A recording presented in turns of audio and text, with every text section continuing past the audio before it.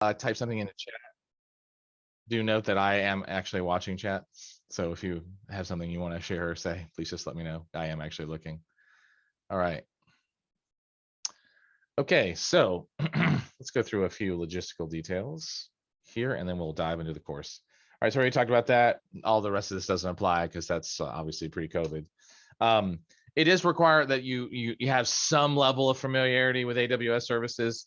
If you don't, that's okay. But do note that it really does help if you have like the equivalent of cloud practitioner or some equivalency.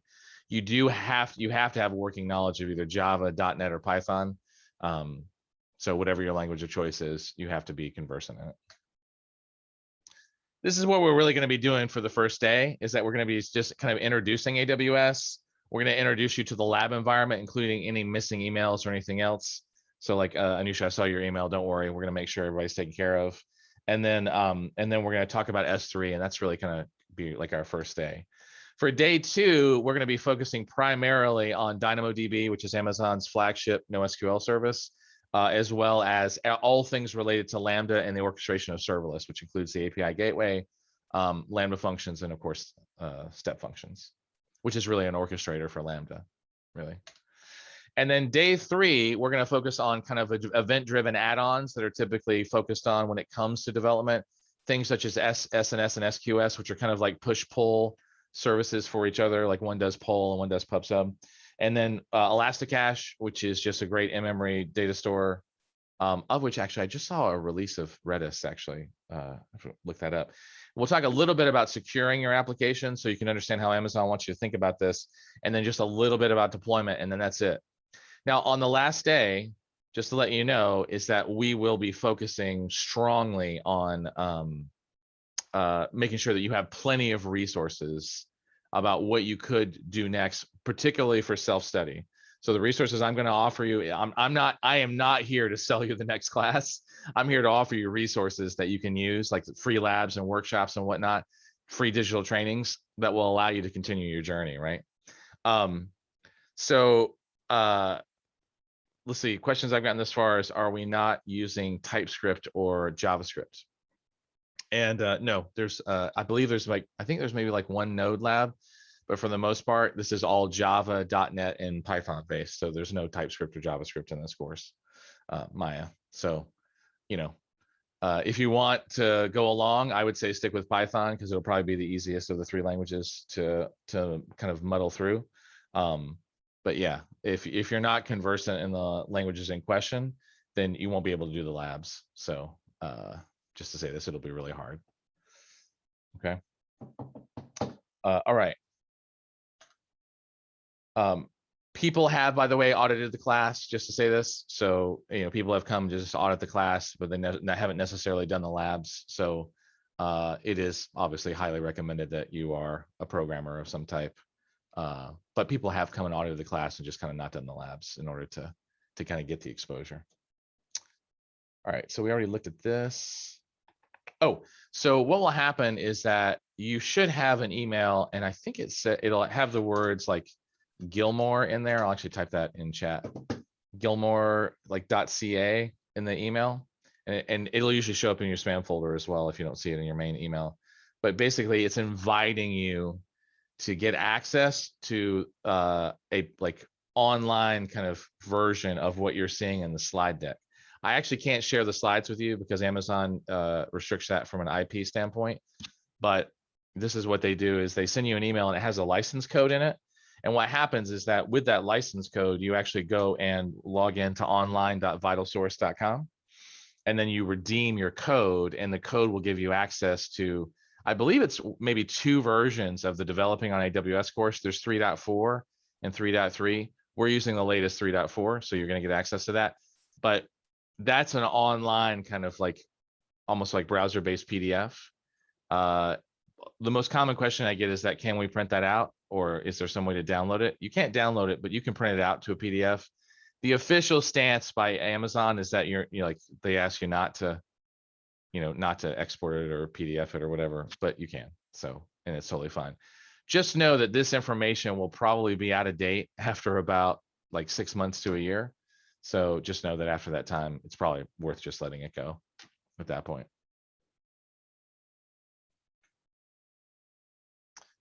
All right. Any questions about any of that thus far? Okay. So just to take care of people, if you like don't meet the criteria or don't feel like you're going to get what you need or want from the class with based on the services that we're covering, just know that I won't be offended in any way, shape, or form. Now would be the time to kind of like claim your time back, right? So just know that it's totally okay. But I just want to make sure everyone's like understands that this is the agenda. This is the in a sense the game we're playing for the next few days. So we're going to be covering again just simple services inside of AWS, stuff related to databases and functions, and then any of the adjunctive services that help developers like create loose coupling and caching inside of AWS. Okay.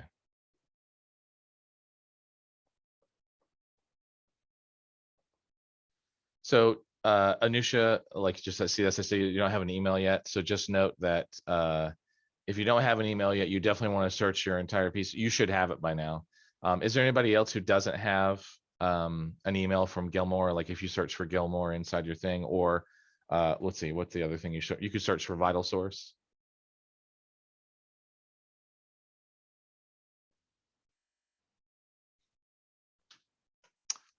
That might be worth checking actually.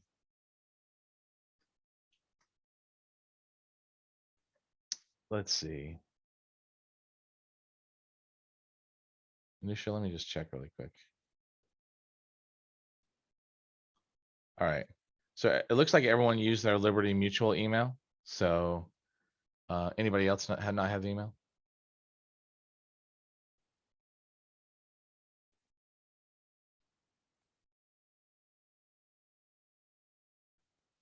Okay.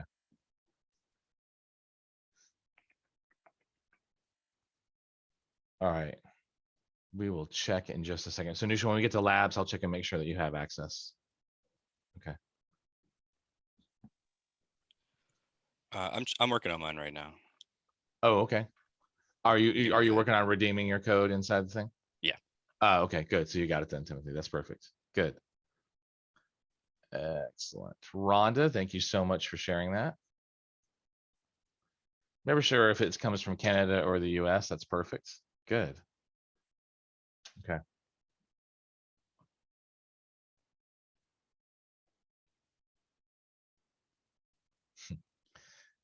All right. Let's then dive into kind of our first chapter then. And we'll resolve any other issues when we get to the lab section. Okay. So here we are. It's 2021. And, you know, I guess in a sense, like the age of cloud is and has been upon us for the better part of a decade now, right?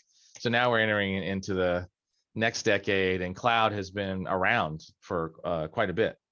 And so everybody's like, cloud is now almost an afterthought, right? Now, you know, containers and Kubernetes, for example, which is kind of the next evolution of deployment environments, has been around for what, 7 and 6 years now. So you're seeing Kubernetes and Docker kind of like also kind of hit their mainstream stride. And so, you know, with the advent of now that data is now more valuable than oil, and we're seeing machine learning become very democratized and commoditized, we are finding that you know, low code, no code solutions are becoming a lot more common, where everything is abstracted away. And of course, you know, the rise in a sense of like functional AI, or like, as I like to say, functional algorithms, because I don't know that we have like really true artificial intelligence yet. You know, that all of this is like spiking up, like this is like, there's this interesting convergence. Combine that with a shortage of IT workers, which is supposed to be a massive deficit, because well, you know, in the industry has made it somewhat unattractive actually, and harder, especially for the current generation, to get into IT. Then we're at this interesting convergence to be talking just about developing on AWS, because it's a real attractive time to be in a cloud, right? And you know, cloud computing used to be thought of as like just other people's servers, but the funny thing is that this is self-provisioned, software-defined infrastructure. So this isn't other people's servers, because we used to think of this as like something where we would just like, instead of managing our hardware, We just let somebody else manage our hardware and we would just use the hardware. Instead, now everything is really just a software defined object. Especially as we move more into containers, right? Containers being the kind of middle tier of application hosting, serverless functions, right, being kind of the most abstracted tier of application hosting, and virtual machines being like the most raw, like infrastructure as a service tier of application hosting. What we're seeing is that people don't even care about hardware anymore. We are no longer looking per se at like what kind of like hardware do we have, because like SSDs and fast processors and having everything software defined, we're even moving away from the operating system. You're seeing more and more people are like, I don't really care about the operating system. Let's just get away from it. And even Microsoft, who's been the king of operating systems for quite some time, you see them moving more and more to a thinner, more abstracted model that's more heterogeneous instead of homogeneous around the Windows ecosystem that they've had before. So here we are in cloud, and this abstraction layer is just getting bigger and it's getting easier to use, even as services get to a ridiculous amount of diversity. And so to clarify that, when I say the services are getting to a ridiculous amount of diversity, there's a quantum computing service inside of AWS. There's a augmented reality, you can get a satellite ground station inside of AWS. Like, some of this is getting a little strange, but I'll bear with it, right? Because this is the world we live in. So it's not strange for somebody. Somebody has that use case, right? So at the end of the day, think of cloud computing as self-provisioned software-defined infrastructure. You throw a credit card down, you can go global in minutes. You can run any object you want to. You want a 10,000, run a second kind of data modeling program? Guess what? You can get that. You want to get some quantum computing, you want to get 24 qubits in your quantum computing model? Guess what? Throw a credit card down, you can get that, right? And it's not even ridiculously priced either, which makes it really weird, because you would think these things are super expensive and they're just based on utility usage, right? So generally there's three considered models, which most people are like aware of at this point, around cloud computing, which is it at the infrastructure layer, which is kind of like the virtual machines we were talking about before, is at the platform layer, which would be like a hosted database where you still have access to the platform, or is it completely abstracted, which is like, in a sense, almost like for example, the simple email service, which has been around forever, where you're not running the server, you can't even really configure the server. All you're doing is using the service to send out emails, right? So that's really software as a service, platform as a service, and infrastructure as a service. That's really what we're talking about. So these are kind of like the three core models. Now, to be frank about this, people are moving more and more away from infrastructure as a service, and they're trying to get to SaaS as a service. Now, the problem with that is vendor lock-in. People are afraid of being locked in with a vendor, but let's be clear, every technology choice actually has some kind of lock-in to it. If you use Java over .NET, or you decide that you're going to use pip to manage dependencies versus something else, I mean, that all adds like some level of lock-in to it, because those technology choices are not changed easily, right? But the thing that we're concerned about is like, will vendors like raise prices or be a bad like customer service vendor for us? And what we're finding is that, even if like with all of the big three cloud providers, is that everyone's trying to make competitive with each other. They're all trying to offer stellar service as much as possible, and everyone's trying to be a good partner. And there's pros and cons for each. Now, AWS is definitely the quadrant and market leader by a fair margin, both in revenue and in scope of services. And, that doesn't mean that they're the best for every use case. So, I'm not necessarily wedded to AWS as being the answer for all things. They just happen to be really good at what they're doing right now. So we'll see. In 10 years, maybe that shifts. Maybe if you have a different workload or a different kind of data need, maybe Google or Microsoft are better. But we're going to focus on AWS and talk about how like they can meet your needs. And it's kind of ridiculous the number of services AWS has, and their quality is typically really, really good. Obviously, with new services, there's always exceptions to the rule, but in general, AWS is really good at what they do.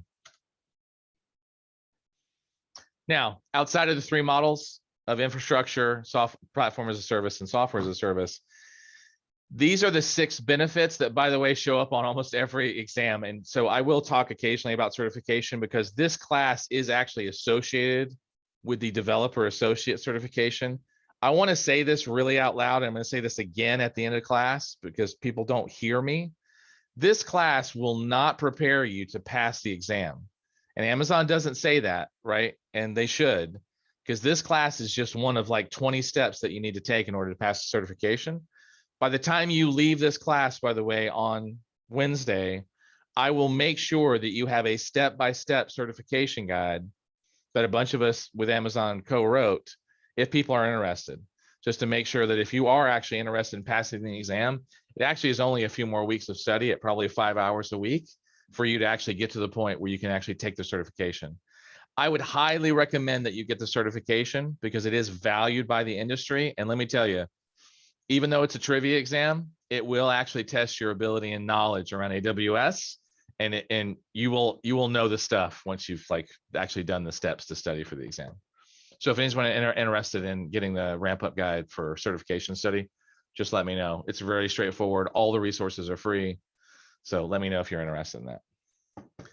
But these are the 6 benefits that Amazon touts, right? A lot. Is that you trade capital expense for operational expense, in this case variable, which is something they shifted. Every time Amazon gets better at doing a service, they actually offer like volume discounts. So like the price per gigabyte or the price per compute goes down. I'll give you an example.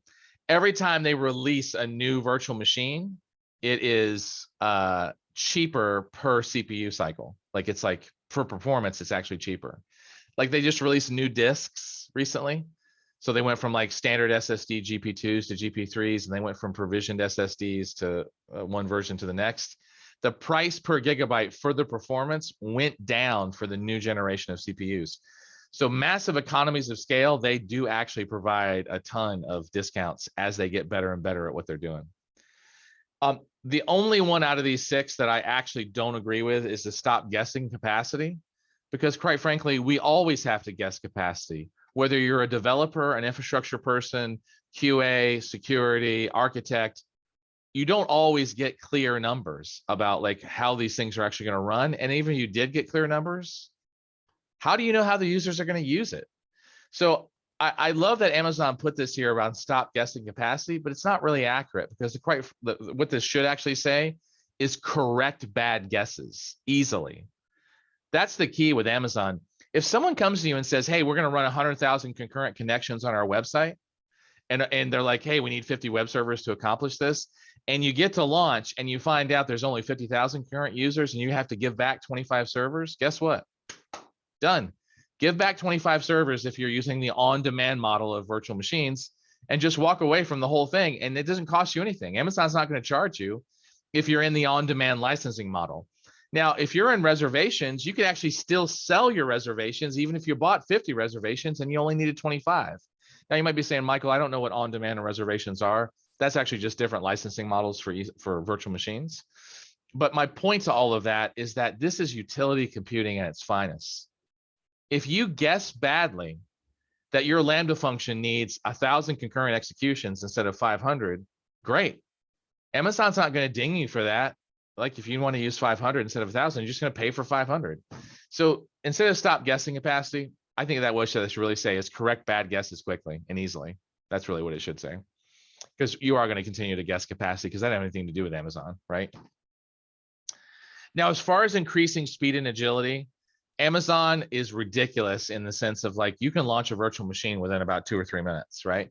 Containers you can kick up, as I'm sure some of you from your experience know, containers will kick up in really fast, anywhere from seconds to 30 seconds, just depending on what you're doing with them and how you've set up your infrastructure. It is cool, by the way, in the little green dollar sign, that you don't have to run data centers anymore. I have been crawling under data center floors since 1996. When I was 19, I got into the industry. And I got to tell you, the minute I hit 2011 and realized that I didn't actually have to wait on hardware boundaries in order to, or run a data center in order to like take care of my business, whoever I was working for, man, that was a game changer. Because now, instead of me having to manage hardware boundaries, Amazon's managing hardware boundaries, and they're staying so far ahead of everybody that you rarely run into those limitations unless someone just goes absolutely crazy.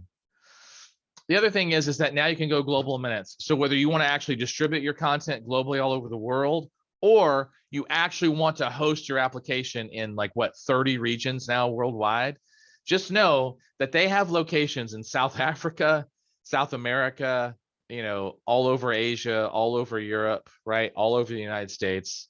They don't have something in Antarctica. Sorry, I'm sure that's coming. right? So just know that you can actually go global in minutes easily, whether you wanted to actually distribute your application or you just want to copy the content worldwide. It's really easy to do. Now, I'm just going to show you this really quick because I'm sure you've seen this before, but just to make sure is, nope, not that. If, and this is probably useful to just see at least once, right? Is that if you want to get to the management console, just to show you like the ridiculous number of services that are here.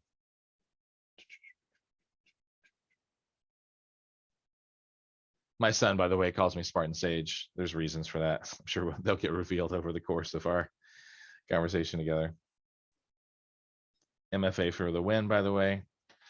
So, by the way, having MFA enabled on all your stuff is really important, especially for access to things that have charges to them. Oh, really?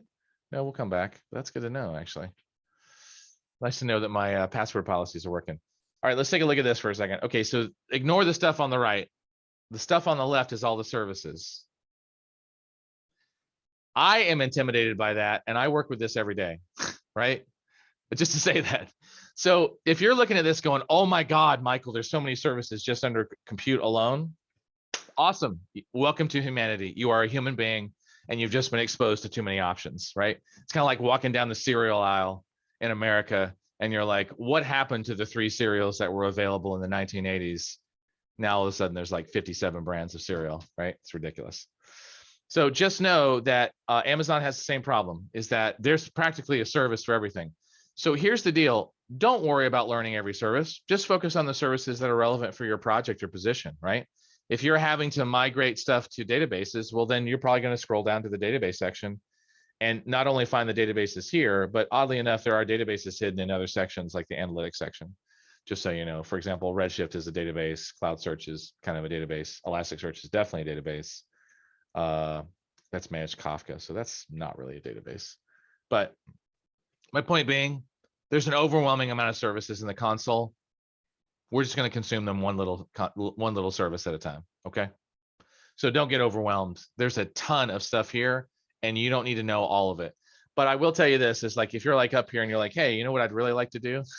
Is I'd really like to learn about quantum tasks, right? Like quantum computing. If you needed that, just search up at the search bar. That's what it's there for. If you're like, hey, I'm looking for augmented reality, right? Guess what? We've got an AI, but mainly Sumerian is what we can use, right? If you were like, hey, all of a sudden I'm into satellites, right? Guess what? Ground station. Or let's go for something a little mundane. You're like, hey, you know what I'm looking for? I'm looking for MongoDB because I want to like put my app in there. Well, this is where you find it at. Or you're like, hey, I'm looking for Cassandra because I need a column or KV store.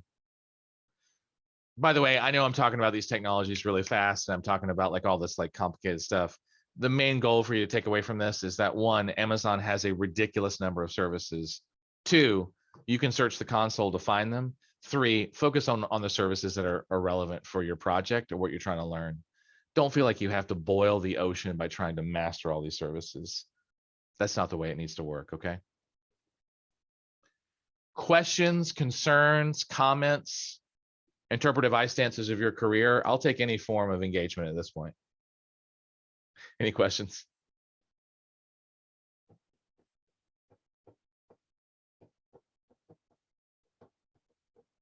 Okay. All right. Man, there's so much here. I think they've added more things even since I was here on Friday. I don't even remember Incident Manager even being there. Nimble Studio. Anyway, moving on. You could easily get pulled into a bunch of like rabbit holes here. Okay. The service stack is large. We just showed that. So just know. Now, here's one thing I just want to point out that I think is actually really, really cool. I want you to ignore everything on the top because this is just an eye chart. But see how it says regions, availability zones, and edge locations? One thing that I want you to be keenly aware of, and I'm going to reinforce this again and again, is that your services and your data run in specific locations. Sometimes it's localized to like a data center, which is an availability zone. And it's really a cluster of data centers, but let's just call it a data center. And then sometimes those availability zones are stuck in relationship to each other, and those are called regions. Regions would be like, West Virginia or, Ohio or Oregon, or, you know what I mean? So just know that your data and your services typically do live either in a data center or in a region of data centers. Sometimes they live globally because you've asked for Amazon to distribute your data, like a copy of your data globally. And you might say, Michael, why would I do that? Well, imagine if you had a website in Virginia and you wanted people all over the world to get to it really fast. You might ask Amazon to make a copy of your website and push it all over the globe. That's what the edge locations are at the bottom. Edge locations are caching locations. They can also be used for compute, but they're mainly caching locations. So we're going to talk about these in a little bit more detail, but I just wanted to give you a preview is that your services and your data are typically hosted in availability zones in regions, which are just availability zones that are kind of grouped together, or they are distributed globally through edge locations. And we're going to talk more about that. Oh yeah, there's the management console. Now, some of these services are infrastructure as a service, some of them are platform as a service, and some of them are software as a service. As you can imagine, the more you go up the chain, the more managed the service is. You don't get raw access to the operating system. The less managed the service is, obviously, the more unmanaged it is. So here's the catch. Typically, if it's a managed service, Amazon's going to take care of scalability concerns, fallback concerns, right? Backups in some cases. They're going to take care of that stuff for you, and you won't even see the servers that are underneath it. That's a managed service. If it's an unmanaged service, you will have to manage the underlying building blocks, servers, and whatnot that are underneath it, okay? So that means security is going to be your responsibility. That means scaling is going to be your responsibility, backups, those kind of things. Those are all patching. Those are all going to be your responsibility. So people tend to favor managed services over unmanaged services, but it also depends on the amount of control that you need. If you need more control over the environment, you're going to use an unmanaged service. If you need less control and you just want to like accomplish the outcome, a managed service is going to be your friend, okay? Now, there's a bunch of platform services, and basically what this means is that Amazon gives you, they like help you set up the platform and they allow you to control the platform, but you may not get access to the underlying like core infrastructure. You may just actually be there managing the actual application, but not the actual infrastructure the application is sitting on. So just know that that's really the difference with a platform with a platform as a service, as opposed to software or infrastructure as a service, you may not get access to the underlying infrastructure that makes up that service. That's kind of a ridiculous list, honestly. Okay, so let's talk about a few cloud scenarios, and then frankly, we might take a little bit of a break, but let's see how far we get. Okay, so in addition to the whole infrastructure as a service, platform as a service, software as a service, Amazon also thinks about, okay, those are all models for how you're consuming cloud to a certain degree, right? Or any service for that matter. But what if you are either all on premise, all in cloud, or you're doing a mix, which is what most companies that are older than 20 years, that's what most companies are doing. Is if your company was started within the last, 15 or 20 years, or younger, then you're probably actually all in the cloud. Almost every startup that I talk to nowadays is all in the cloud. They are running no data centers whatsoever, and it's been that way for almost 10 years now. Almost every startup that I've done work or consulting for, none of them are running their own data centers. Those days are over. And it's been that way, honestly, since 2011, 2012, kind of like when I started, fully in the cloud. Everybody was just moving away from it. Now, if you're all into cloud, it has ended up happening most likely is that you have really like doubled down and you've committed to cloud as being your thing, right? So that means is that, cloud adoption is now the new normal. So, when you're like transitioning in to an all-in model, some people just lift and shift the whole thing up. Like what they'll do is they'll take everything in their data center and they'll just put it into cloud and then they'll run it.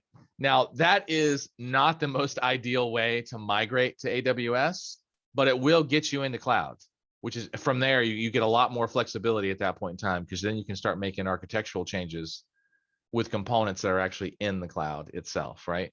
So You can cut through all the debates around risks and dependencies, right? It's kind of a one size fits all approach, but it doesn't actually allow your architecture to optimize, right, for cloud, because you haven't made any refactoring, any changes. Now, in a hybrid model, what happens is that you start moving portions of your workloads that are better suited for cloud or more optimized for cloud or more like cost effective to cloud. You start moving them out of your corporate data center and you start moving them into AWS, right? You know, especially if it comes to like economically storing like large data sets, or, you know, you've got a new cloud native service that's, you know, for customers that have a different like approach or demographic. This makes a lot of sense.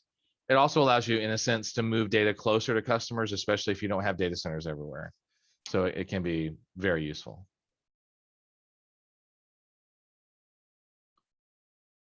All right. Here, by the way, is a kind of a microservices example. Now, if you're not familiar with microservices, let me just say this right now. Microservices are basically where you take a monolithic application that has a bunch of business concerns in it, and you separate those business concerns out as services. What do I mean by business concerns? Like if order history is part of your monolith, then that becomes a microservice. If inventory management is part of your monolith, that becomes a microservice. So what this does is this allows you to take a traditionally like scoped product and break it out into a bunch of microservices. And that then allows for easy migration and easy scaling. So there's two components to a microservice.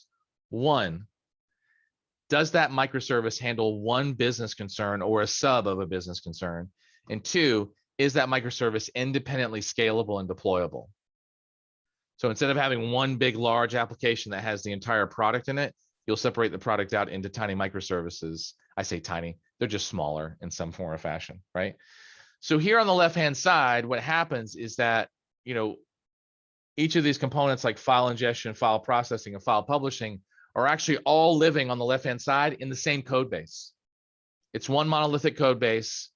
And you might even have multiple teams working on these modules inside of your code base separately and independently, but they have to test and integrate and deploy all at the same time.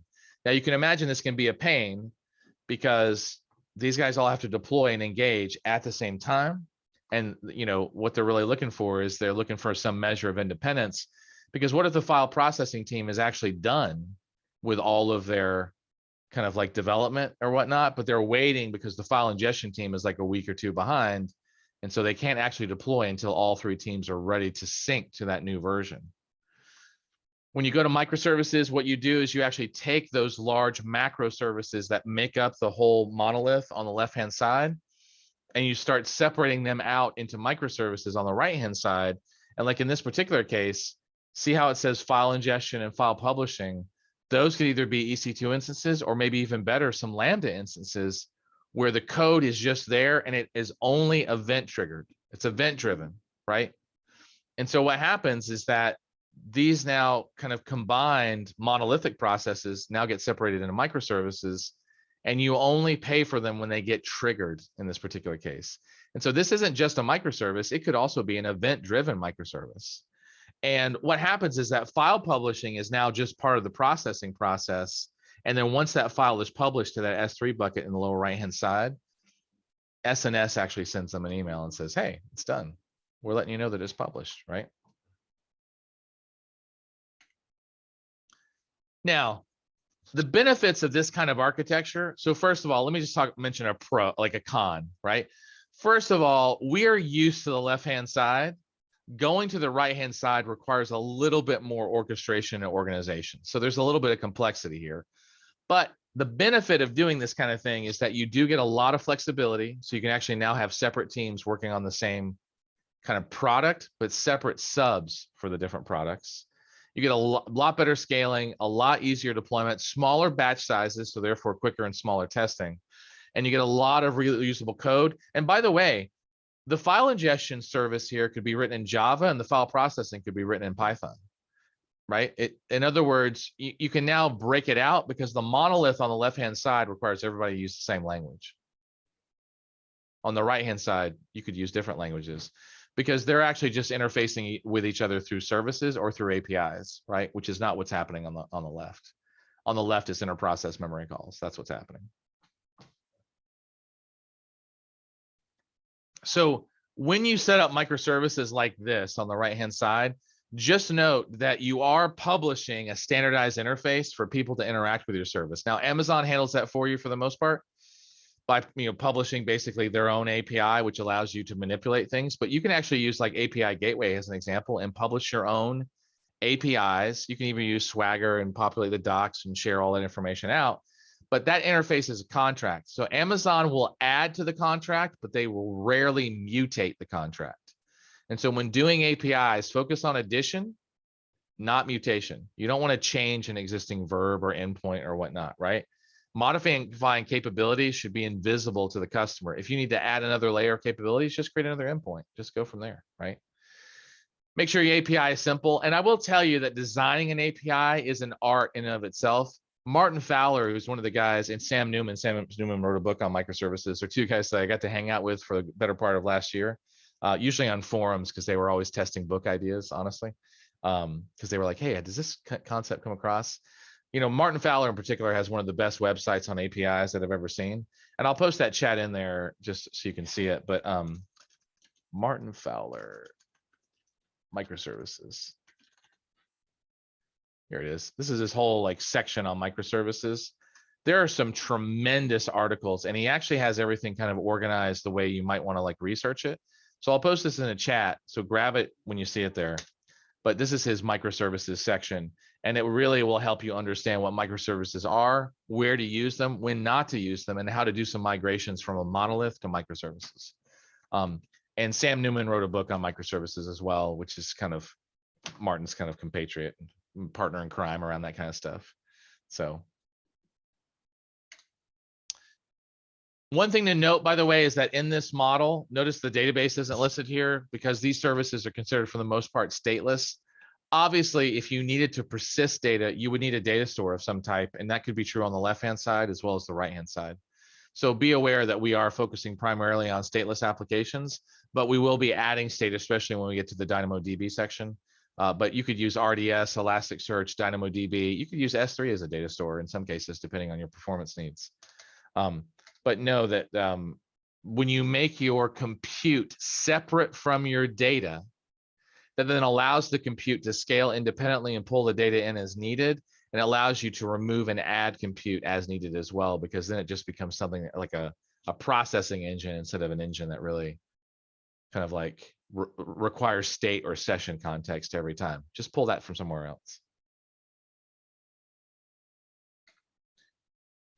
Serverless computing, by the way, which is going to be something we're going to focus on a lot tomorrow, is going to be really core. Amazon has had serverless since 2013, if I remember correctly. So serverless is not a new concept. It's been around for quite some time.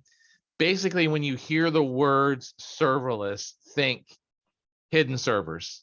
Somebody else is handling the servers. It's not you. There's still servers involved, maybe even containers involved, but someone else is managing all that compute management. It's not you. It doesn't have to be you, right? So with Lambda, by the way, Lambda allows you to just run code instead of having to stand up a virtual machine and put code inside of it. So there's going to be, like I said, a whole section on Lambda, but that's really what it is. It's the ability to run code, like you just give it a zip file or a jar file or whatnot, and you run the code and you don't have to worry about the underlying systems that are running it. You just tell it your resource needs and it just goes and does the thing. It's actually really cool. Again, back to our drawing, notice that here, like that file processing and file ingestion, that could be Lambda, right? It doesn't have to be infrastructure as a service. It doesn't have to be virtual machines. It could be containers in ECS, EKS. It could be Lambda, right, on the serverless side of things. ECS, by the way, and EKS are the Elastic Container Service and Elastic Kubernetes Service. If you're not familiar with containers, virtual machines, you probably know. Running code in a low-code, no-code environment, you probably know. Containers is simply process virtualization. That's all it is. You're just virtualizing processes in the context of an operating system. People talk about them as if they're lightweight virtual machines. They're really not. They don't have a kernel. They don't actually run an operating system, even though they fake you out by pretending to run one, but they actually don't. So here, notice that here, like they're actually substituting the EC2 instances, like the little boxes here with little squares inside of them. They're actually substituting these for something a little bit more serverless in this case. So these sections right here in red, what they're doing now is they're actually taking that and they're replacing it with Lambda and like a bucket, an S3 bucket, right? Because the S3 bucket actually has the logic to trigger a processing run, right? So in this particular case, they've gotten really serverless here, and they're going to really event-driven programming where no resources are running until an event triggers a cascade of events. That's ideal, by the way, is that with event-driven programming, something is listening, but nothing is running until the listener gets triggered. You might say, Michael, that's weird. We no longer focus on running our applications 24/7. We focus on running the applications when they're asked for. So, okay. Now the evolution here from EC2 to containers, like ECS, that's the Elastic Container Service. EKS, by the way, also runs containers. But EC2 to ECS to Lambda is that, you've got a virtual machine as the unit of scale, then a task, right? And by the way, this could be a pod or a container as well, right? But really, I think task should honestly be it should say container, because that's actually kind of the base unit of deployment, even within like Kubernetes via pods. And then you've got functions for Lambda. And then the abstraction level goes way up as you go from virtual machines over to Lambda, meaning you get further and further away from managing the hardware, going from the left to the right. And then last but not least is that if you need a 24/7 application and a lot of control and access to the operating system, you run a virtual machine. If you can meet the 4 processor 32 gigs limitations of like a serverless option inside of Amazon ECS, don't get me wrong, you can run ECS on virtual machines. That's not going to stop you. But if you want to run your containers and not have to manage any virtual machines, ECS Fargate is going to be your friend. Fargate is just a version of ECS versus the EC2 version of ECS. And this is where you just take your microservices and your applications and you stick them in containers and you just deploy them anywhere, right? You just build a Docker container and go to town. And then the highest level of abstraction is that when you have a 15-minute execution or you're trying to orchestrate an event-driven kind of system, and you don't need 24/7 running, you want an event-driven trigger for your code, this is where Lambda is king. If you can actually convert your architecture to be event-driven, where it can run different phases in 15 minutes or less, Lambda is actually absolutely your friend. And I say 15 minutes or less because, unless this is all of a sudden changed, which by the way, things change underneath me all the time with AWS, you can only run your code for 15 minutes on Lambda before it gets cut off. Now, does that mean you can't call another function to run for another 15 minutes? Absolutely. You can do that with Lambda. And chaining functions together is actually another service called step functions. So just be aware, though, that a single code execution inside Lambda is going to cap out at a 15-minute runtime. So you might say, so that it's really not built for like something you want to run continuously all the time. It's really built for something that you trigger and run, right? That's what Lambda is for. Any questions thus far about any of that event-driven architecture, serverless, or any of the things that we have just briefly touched on?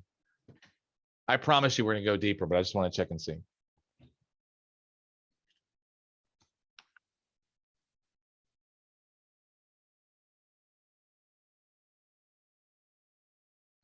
Okay. Sorry, I had to take a drink there. That was a lot of talking. All right, let's talk about infrastructure then. So let's talk about that whole region availability zone thing. All right, so first of all, let me ask you a question. What region do most of you operate in when you're inside of AWS, for those of you who are inside either the console or the command line? What region do most of you function in? If you know. Well, and Tiffany, let me ask you this. Is it US East 1 or US East 2 or both? Or are you just like, hey, it's both actually? 1? Okay, good. So mainly in Virginia, not in Ohio. Good. EU West 1. Oh, that's good, Connie. Let's see. That would be Ireland, if I remember correctly. Is that right? Yeah. Good. Here's the cool thing about operating in US East 1, which is Virginia, has a region. is that almost all the new services are either released there or in Oregon. So you're getting kind of like cutting edge exposure in US East 1 when you operate there. That's really good. And Ireland is one of the oldest and most stable data centers in AWS because it's been there forever. All right, so let's talk about what we mean when we say regions versus availability zones. So as you can imagine, here we are, and we are looking to house our services or our data somewhere. Now, typically we look at data centers for this, and AWS has data centers all over the world. Now, what happens is that AWS, again, kind of like rehashing kind of one of the things I said earlier, is AWS has multiple data centers, right, in these things called availability zones, or AZs for short. They then take the entire availability zone, this entire box right here, and they stick it in groups called regions, right? So if you can imagine this little data center piece that's right here, these data centers that are here, the availability zone actually is made up of multiple physical data centers. This one's made of multiple physical data centers. And the data centers are like super fast linked together inside of an availability zone. So these guys are super connected with each other. No latency, super fast, tight connections. So when you're in availability zone and you run a server here versus here versus here, those servers are basically on the same network. They are super fast. It's ridiculous. Now, within a region, if one availability zone wants to talk to another availability zone, that actually still goes over a highly, like high-speed link, but sometimes there's like 1 to 3, 1 to 10 milliseconds of latency between the availability zones, just so you're aware. Whereas over here, if servers are running inside the availability zone, there's almost no latency. Like the servers are like, if it's 30 milliseconds, it's 30 milliseconds everywhere. But if they want to come over here and talk to another availability zone, it might be 35 milliseconds of latency or 40 milliseconds of latency. By the way, going from one region to another region, there could be a tremendous amount of latency. Like it could be a second, right? 200 milliseconds, whatnot. So just know that an availability zone is one or more data centers designed for fault isolation, interconnected with high-speed private links. And when we put these availability zones together into standard geographic locations, like 2 or more, like they're called regions. Now, if we look at a map of this, Amazon has regions all over the world. And if we go to their website and type in, let's see, AWS global region map, you can actually get an interactive map of their global infrastructure, right? So same map that we were just looking at, but if you hover your mouse, you'll see that Canada Central, right? CA-Central is listed here, and it's got 3 availability zones. If we go look at Ireland, EU West 1, 2007, by the way, is when Ireland was like launched. That's why I say it's been around forever, right? Notice there's 3 availability zones there. So this means that that region of Ireland, which is EU West 1, has 3 availability zones in it, and those 3 availability zones are clusters of data centers. Clusters of data centers. So you've got all of your data centers kind of clustered together right here, right? And so they're located in the same region. They're connected with high-speed interconnects, and so you've got 3 availability zones somewhere in Ireland that are hosting your services or your data. So if you're like, hey, Michael, I need to get over into like Japan, well, guess what? You've got Tokyo as an option. You've got Osaka as an option, right? If you're like, hey, I need to get into Australia, this is here. If you're like, hey, I need to get into Africa, Cape Town is down here. Here's Sao Paulo in Brazil, right? And then notice, by the way, that North America has a bunch of regions inside of it. By the way, every single region has at least 2 availability zones.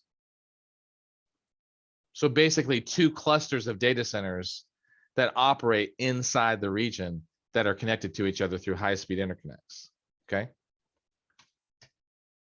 So that's the basic units, is that availability zones sit inside of regions. So when you use US East 1 on the console and you go to launch a virtual machine, it's going to ask you which of the availability zones you want to put that virtual machine in. Now, what's weird about Virginia is it's the only one in the world that has 6 availability zones because it was the first region ever created by AWS as they put it into Virginia. So there's 6 availability zones. So if we go look at that interactive map again, and we go hover over Northern Virginia, notice it says 6 availability zones. Yeah. Let's see, a great question. So Graham said, would there ever be a design reason for doing a region to region service call?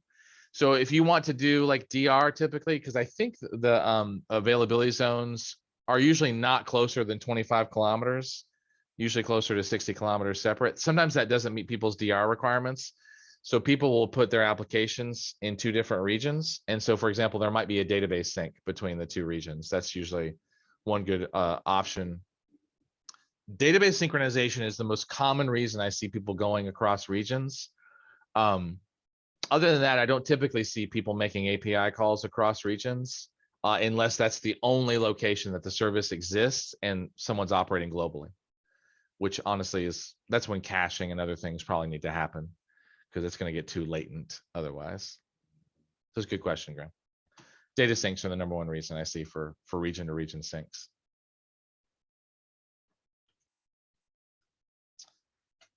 Okay, so then why would you choose one region over another? Well, there's 4 really great reasons. One, you're legally required to, right? Like you can't operate in the EU or you can't operate outside the EU, right? There's like things like that. Or you need to be closer to your customers.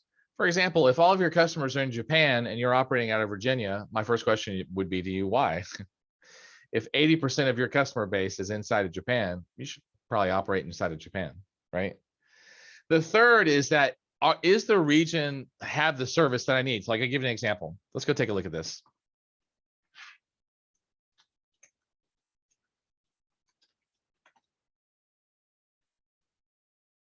So huh,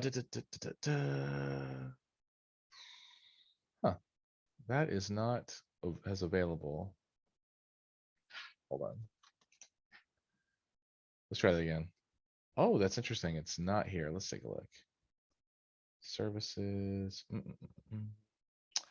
Wow, that's not, let's see. That should not usually, oh, there it is. Service map by region. I was just typing the wrong thing. All right. So what this is that this is AWS's regional service map. And I don't know why I was having such a brain challenge just now finding that. But what this does is this is how you find out whether a service is available in your region. So for example, someone asked me the other day if Amplify, which happens to be the first service, was available in Sao Paulo. And so what I did is I actually switched down to South America, had it refresh, and guess what? It looks like it is actually available. And then someone asked me if Amplify was available in GovCloud, which is a whole different kind of government region for US contracts. And I switched to US East 1 and noticed that Amplify is not the first service listed here. So Amplify is not available inside of GovCloud, which isn't a surprise, actually. So just know this AWS regional services list will allow you to figure out whether a service is available in the region you're looking at or not. And so just know that that's the third reason from like the third box from the left about like why you would choose a certain region availability. Now, here's the last one, and arguably like the second or third most important. Every single continent that has more than one service has a region that is more expensive than the other regions. I'll give you an example. Let's go take a look at the AWS Simple Monthly Calculator.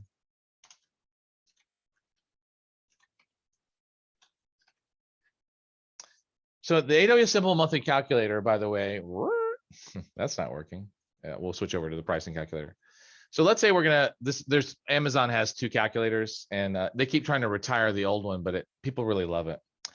So let's say we're over here and we're running EC2, right? And we want to add EC2 to our like estimate, right? And so we start out and we're like, you know what? Let's go with Virginia. So hello. Where are you, Virginia? There you are. Good. Okay, so here we are. We switched over to Virginia and we just want to do a quick estimate. So let's say we want to run Linux and we want to do the minimum requirements for each instance. And we want, let's say, you know what? That's actually not bad for CPUs, but let's switch it up and say, you know what? We're looking for something just a little bit smaller. Let's just do a couple of 1x4s, right? So, and maybe we'll search for instances by name. And so we're just going to stick with a T3, let's say small. That's a 2 GB 2 CPU system. It's going to cost me 2 cents and change an hour, right?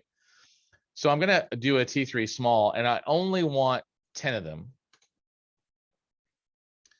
And I'm not going to do anything but on demand because I'm not going to get into a relationship with Amazon. But notice that here's some pricing models for EC2, right?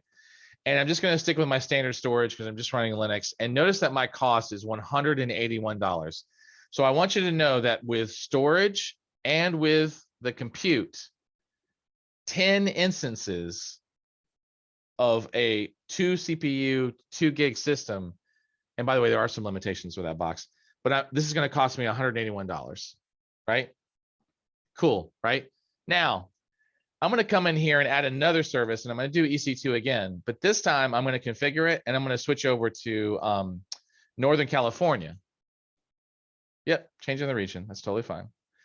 And so I'm going to do the same thing. I'm going to search for instances by name. I'm going to do a T3 small, just like I did last time. And I'm going to do 10 instances, and I'm not going to change anything else. I'm going to go back to on demand. I'm not going to change the storage. I'm not going to do anything else. And then, oh, look what happened here.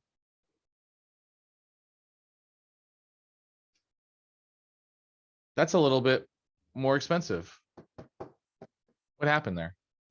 So if I add this to my estimate and I look at my estimate in question, notice that for the same exact system, on demand, storage, instance, T3 smalls, and I've got Northern California up here and Northern Virginia here, there is, how much of a price difference is that? Is that like 10%, 20%? It's almost, looks like it's almost 20% difference between Northern Virginia's cost for the same system compared to Northern California. So that's actually the fourth reason as to why you might choose a region, is that costs vary.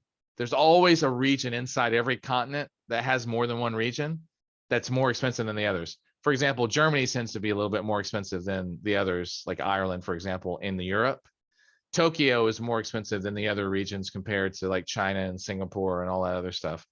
So one thing to be aware of is that certain regions cost about 10 to 20% more if there's more than one region per continent. Okay. So that's the fourth reason. So to review, you might have legal reasons to choose one region over the next. You might have proximity to customers. You might have service availability as a limiter. And last, you might have cost as a variable. Just to say this, I worked for a startup back in 2014, and we hired, like we engaged or bought a company that had a bunch of data scientists in it in California. And I said, look, guys, just to make sure we're clear, please make sure that you use, Portland instead of using Northern California. And they said, why? And I said, well, because it's 10 or 20% more. And they're like, well, we're really worried about latency. And I was like, we already tested it. Latency doesn't, add anything more than about 5 milliseconds to your response time. And that's well within acceptable parameters for the services we're working on. They said, okay. So we go and we let them go for a month. And the next thing you know, our bill is increased by 10 or 20%. I go and look, and they had all started all their resources in Northern California. And so I was like, hey, we had a conversation about this, and they were like, oh my God, we're so sorry. We totally forgot. They killed all their resources and restarted them. But just to be clear, it cost us like $5,000 extra to run the data science resources in Northern California compared to running them actually up in Oregon, even with the 5 millisecond latency discrepancy. So again, legal compliances, service availability, latency and proximity to customers, and costs are all factors around which regions you choose. Now, here's the cool thing for most of us is that the security and operations team, the business, has already chose the region. So you just operate there because they've already chosen it for you. You're already done. They've already said, look, everything's going to be in US East 1, just stay there, right? Which is kind of nice. Then you have to think about it. One word of caution.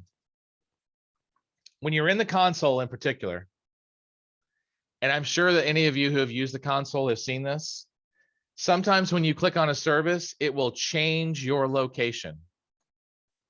I've seen it change to Ireland. I've seen it change to Tokyo. I don't even normally operate out of those locations. It catches me off guard every single time. So please, if you go and click into the console and all of a sudden you see none of your objects that you know are there, just make sure that you're in the right region, because the console will change regions on you randomly. I've had several conversations with AWS about this. They acknowledge it as a problem. They haven't figured out how to fix it yet, which kind of blows my mind a little bit. So just know that it will change context on you and switch to different regions, like every fourth to seventh click, it seems like. So just something to be aware of.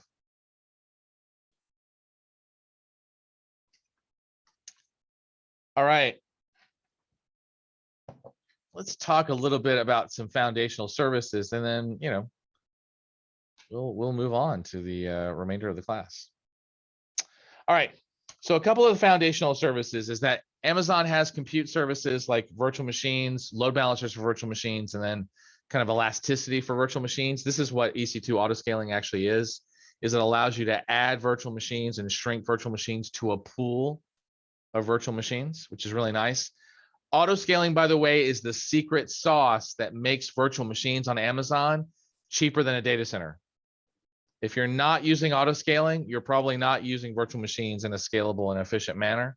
I know it's a big statement, but probably that's the case in cloud, at least. So to emphasize this, EC2 is the virtual machine service. So if you need a virtual machine, this is how you're going to get it. Now, you might say, well, how do I determine what size of virtual machine that I want, right? And so there's a great website called instances.vantage.sh, which I'm posting in the chat. This will allow you, by the way, to size your virtual machines based on things like CPU and whatnot. So for example, if the vendor told me that I need 16 gigs of memory and 4 CPUs, you just type that into that website and it will show you all of the 16 gig 4 CPU machines that are here. Now, be careful, because Amazon's been experimenting with a lot of changes in processor architecture. And as all of my programmers know, changing your architecture if you don't have an interpreted language and you're generating binaries, that can be a disaster. If you generated a binary for x86-64 and all of a sudden you switch to ARM, while there are some emulators and translators that will help you with that translation, you probably want to recompile your binary for ARM, right? So just know that there's different processor architectures here that can cause different problems with compiled binaries in particular. And if you don't have an interpreter for that processor, then even your Pythons, your Javas, and .NET C# are not going to work awesome either, right? So something to keep in mind. But this is a great website to not only see kind of the on-demand costs. So like, for example, a T3A large is 15 cents an hour, and that's a 16 gig 4 CPU system, which is pretty robust, actually. Just a standard T3 large is 16 cents an hour. And again, these are all 4x16 machines, with the notable exception of, by the way, in case you didn't know this, you can actually buy a bare metal system that's managed by AWS, and you can configure it. And they're called like metal instances. Notice that this is a 9 terabyte memory system with 448 CPUs. They have a 24 terabyte system with 448 CPUs. It's just crazy. But you can actually configure this with your own hypervisor. So your virtual machine options are ridiculous on Amazon.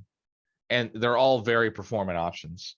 Excuse me, my allergies are kicking in, so my nose is really itchy. That's all EC2.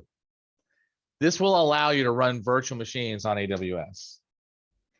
Now, there's all kinds of shapes and sizes for these virtual machines. There's the T series, which is typically used for testing, although it can be general purpose. The M series is for median, that's used for general purpose. The R series is for RAM. The G series and the P series are accelerated GPU series. The C series is for compute. Amazon will expect you to know, in general, the first letters, like what does M stand for? That's median. T is for general purpose or test. C is for compute. R is for RAM. They will expect you to know those family types. We're not going to hammer that home here, but just know, especially if you decide to take the certification, that will be in play. The virtual machines, when you get them from Amazon, do come with a bunch of like pricing options.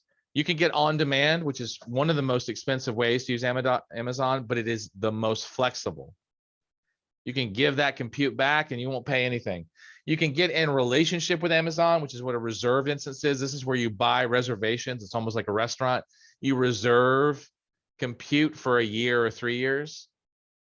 In exchange, Amazon will give you somewhere between a 20 to 70% discount. Spot instances are where you basically say, Amazon, I will pay you for your unused capacity. So if Amazon has unused compute capacity, they will, excuse me, they will basically allow you to bid on that unused capacity and pull it in and use it. The only problem with spot instances is that you could get interrupted and they'll give you a 2-minute warning and then shut the system down. So spot instances are really only for batch computing that can stand to be interrupted. Now, notice it says per second billing for Ubuntu and Amazon Linux, which are basically unlicensed operating systems. By the way, it is now true that for Windows is now at per second billing as well. Really, the only thing that's at per hour billing is any licensed operating system like Red Hat or SUSE, as well as Mac OS. And Mac OS has got really weird billing. I know that sounds strange, but you can actually run Mac OS on AWS as of like 10 months ago. Really strange. So that's all EC2. Those are all virtual machines. So just something to know as far as like a foundation piece.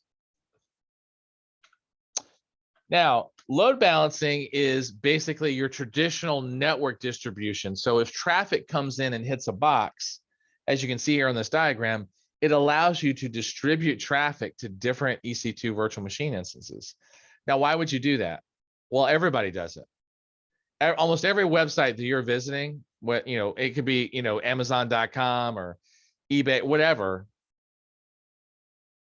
They are all running load balancers that are distributing your traffic to like hundreds of servers on the back end, or containers in this case, right? Or maybe even a Lambda function, actually. So just know everybody in the world is running load balancers for their websites, and their job is to distribute traffic that comes in, you know, like on a website, for example, and distribute it to another backend server.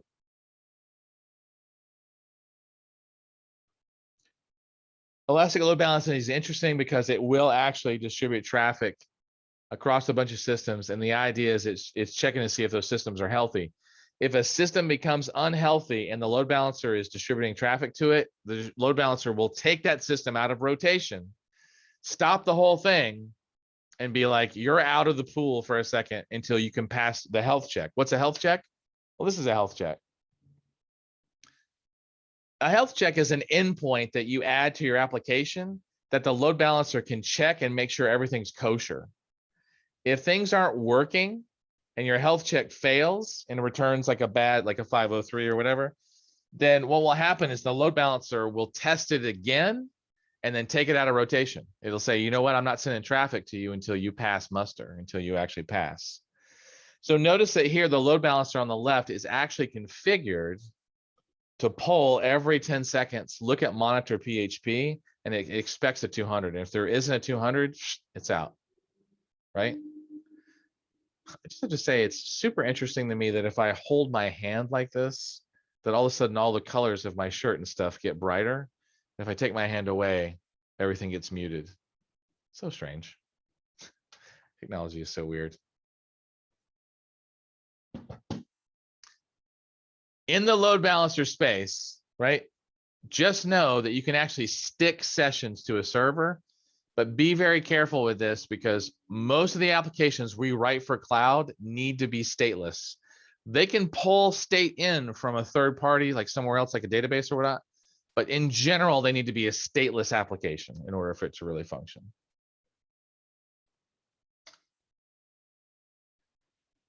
So instead of doing sticky sessions, the recommendation is let's do this instead, right? Let's make architectures where we've got EC2 machines that are in an autoscaling group. But when the sessions are stored on disk, if this guy goes away, then the session data is lost. And we don't want that. So instead, let's actually store our session data here and have the instances pull the session data and pull it back in. Okay. Pretty cool, right?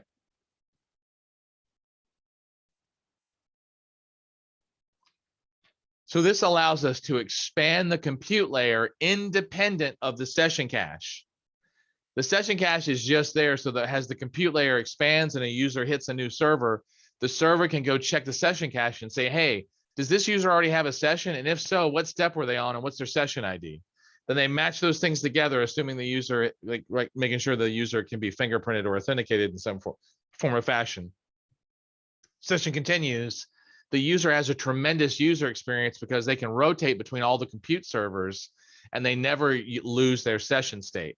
One of the things that irritates me the most is that if I hit a refresh and all of a sudden I have to log back in, it's like, why do I have to log back in? I just logged in twice. You know, it's like, and now I have to log in a third time because they lost my session state, and that makes for a bad user experience.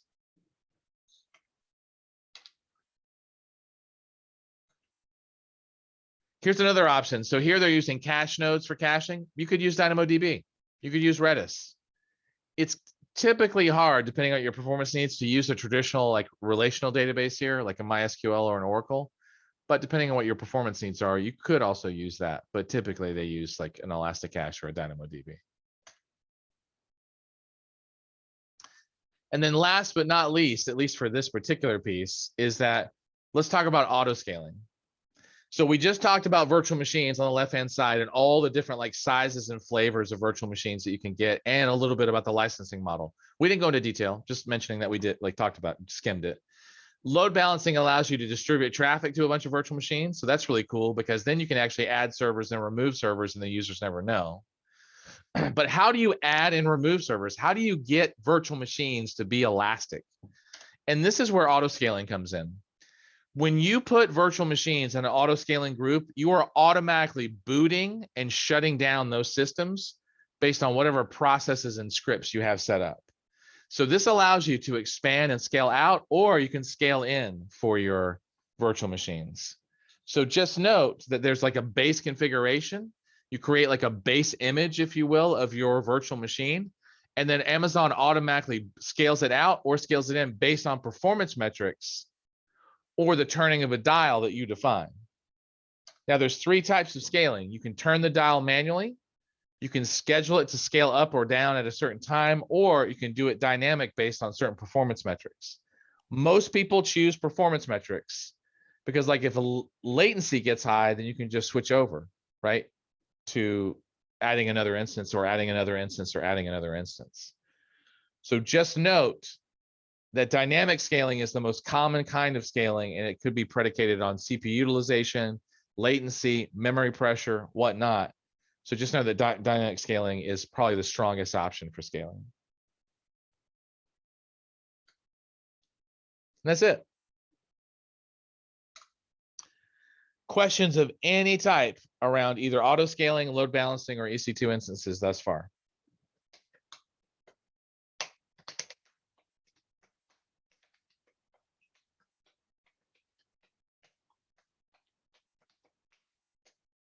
No. Okay. Question on auto scaling on latency, you said.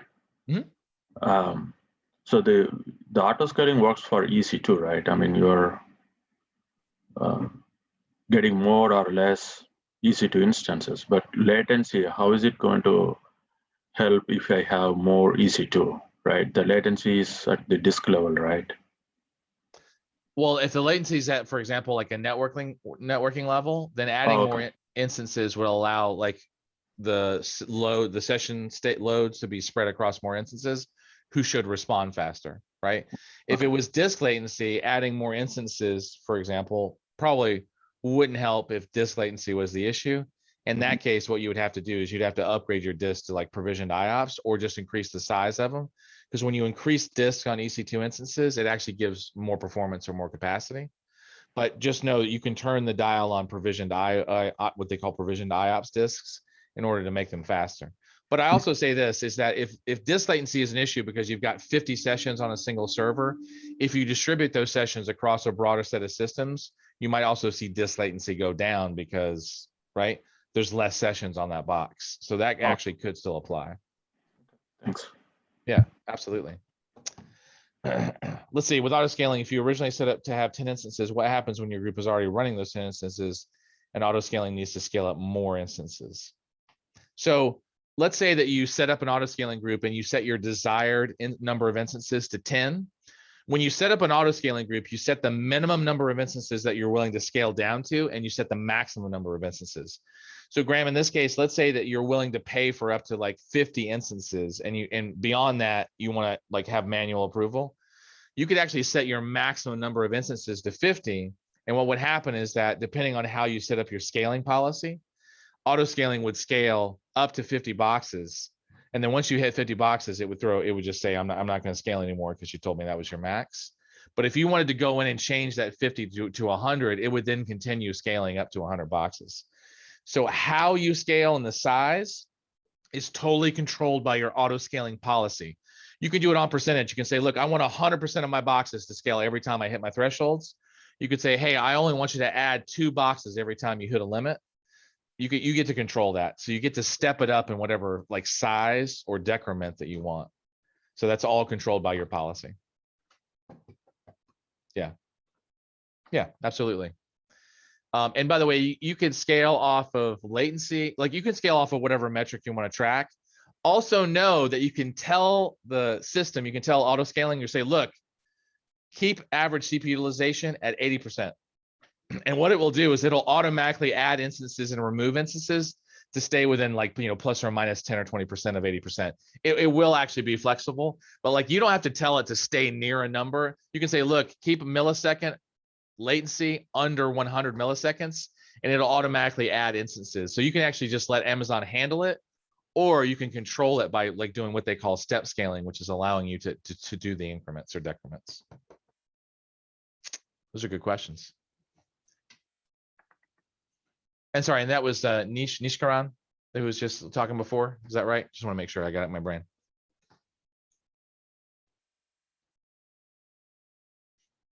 You can call me Nish.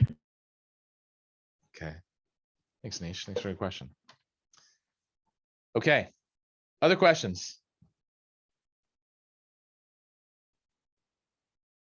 Okay. Let's do a little quiz and then we're gonna take a break. Okay. I know it's been a lot. It's been a lot already, right? We've ran through a lot. Seems like a little bit of fire hose of information. Most of this you're going to see again to get it reinforced. So just making sure we're clear. Okay. So let's start from left to right, top to bottom, right? So traditional monolithic architectures are hard to scale. Is that true or false? Comparatively, right? Now, I gotta tell you, I take a little bit of offense to this. I'm not like upset about it, but it says they're harder to scale. And actually, we know how to scale traditional monolithic architectures. That is actually true, by the way. Their intention, what they're trying to say is they're trying to say that scaling traditional monolithic architectures can be inefficient. And that is actually true. So imagine this, like consider this for a moment. You've got an application and it's got 15 different business concerns in it. And one of those business concerns is your customer profile. And all of a sudden something happens and you have to tell all your customers to come in and update their profile. And in order to just scale that single business concern, you've got to scale the entire application with all 15 business concerns. You got to scale the whole thing, right? And it's like, why? So that's kind of inefficient. With a microservice, what you would do is you would just scale the customer profile management microservice. You would just scale that service. So what they're really trying to say here is that traditional monolithic architectures are not hard to scale, but they're inefficient to scale.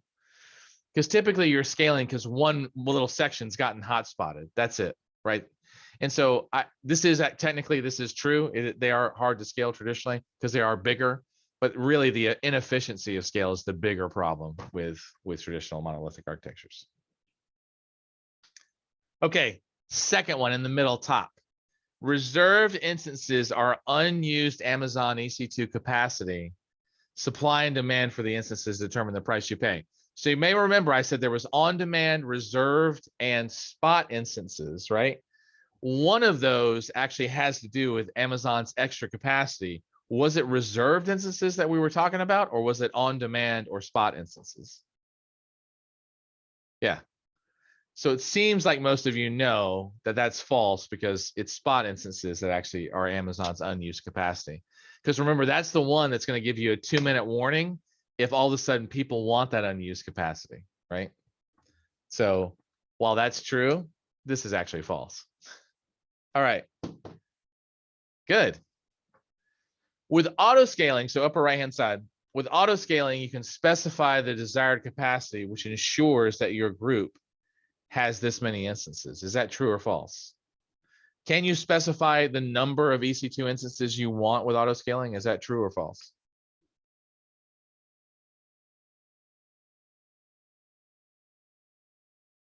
Oh yeah. You have full control over your auto scaling group. You can say what the max is, you can say what the min is, and you can say, I want this many instances.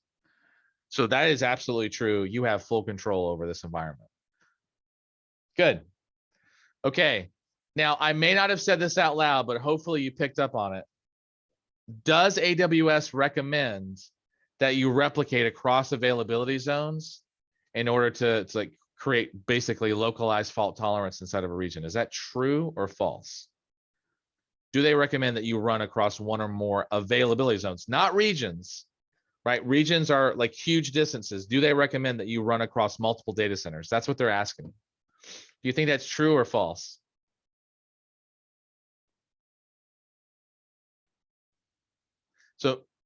So mea culpa on this one, right? Because I probably didn't emphasize this enough. But if Amazon's going to suffer a failure, it's going to be along a data center line.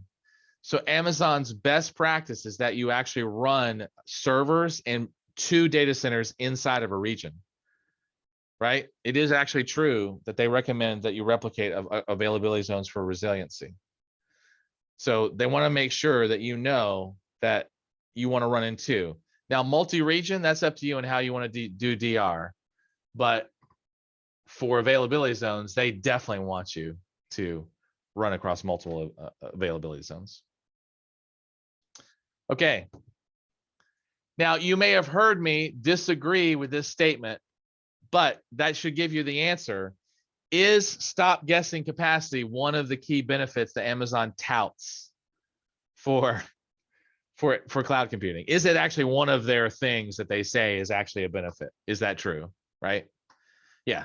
Now, you heard me disagree with the basic premise, but that is actually one of the advantages they say is like part of it. So I see a bunch of you putting true in there. So good, you caught on to it.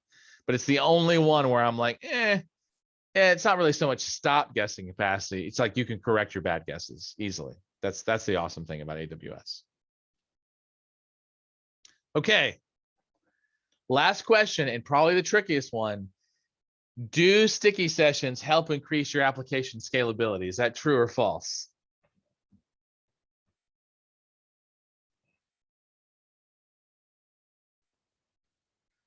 That's right.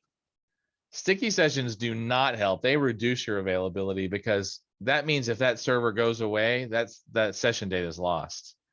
That's less fault tolerance. That's less like scalability, because you get it. Good.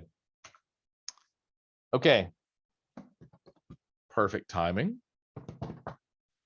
Okay, so currently it is 10:11. Does anyone have any questions of any type before we take our little break here? And I promise that asking questions is not going to affect the time of the break. So just want to make sure that's clear. You're not going to lose anything by asking questions.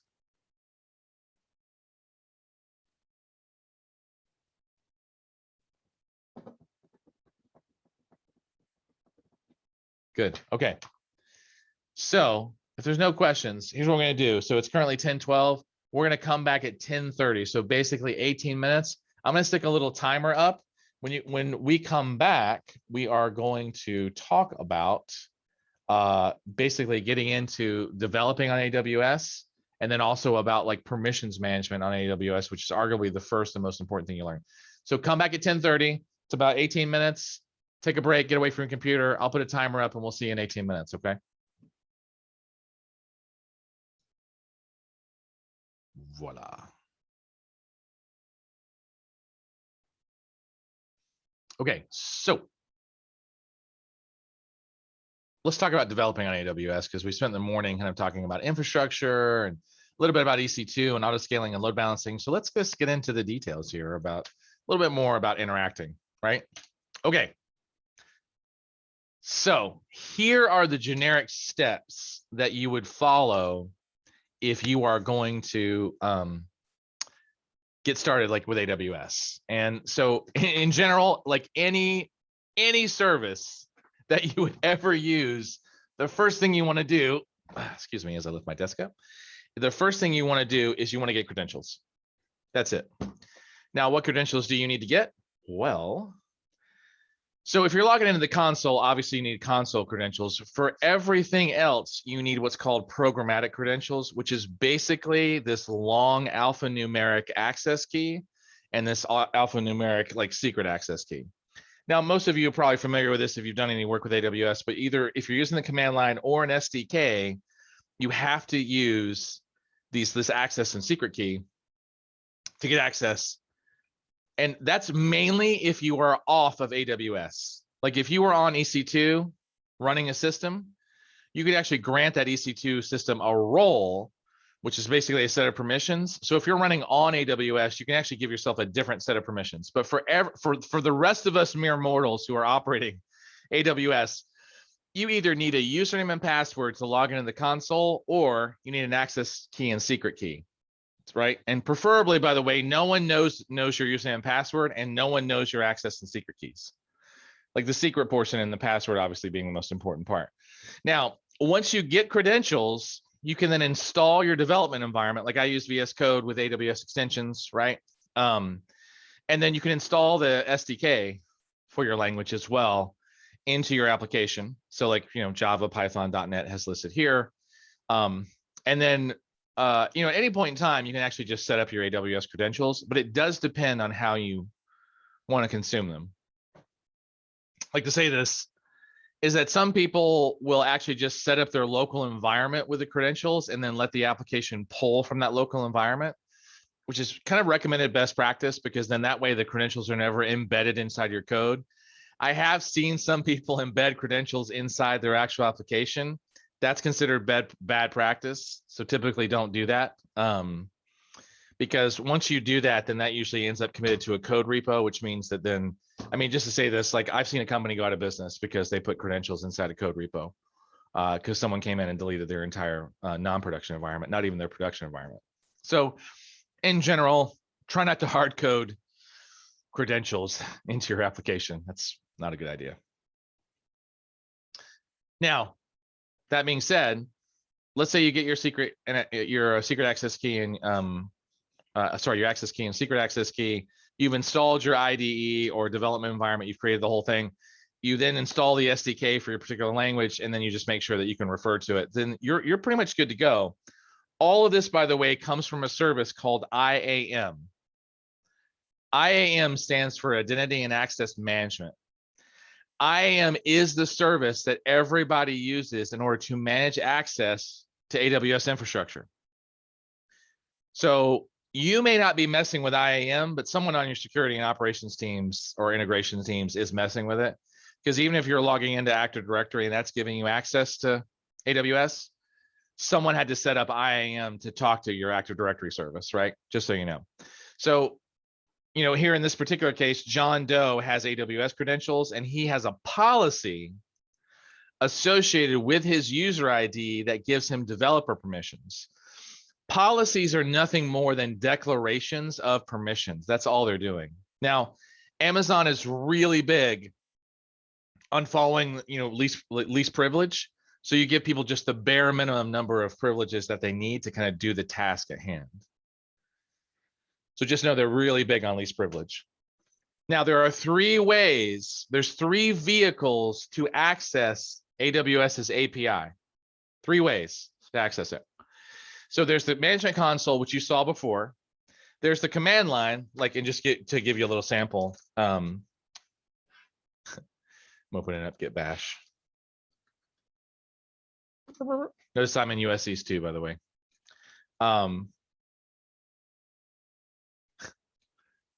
my brain just stopped working.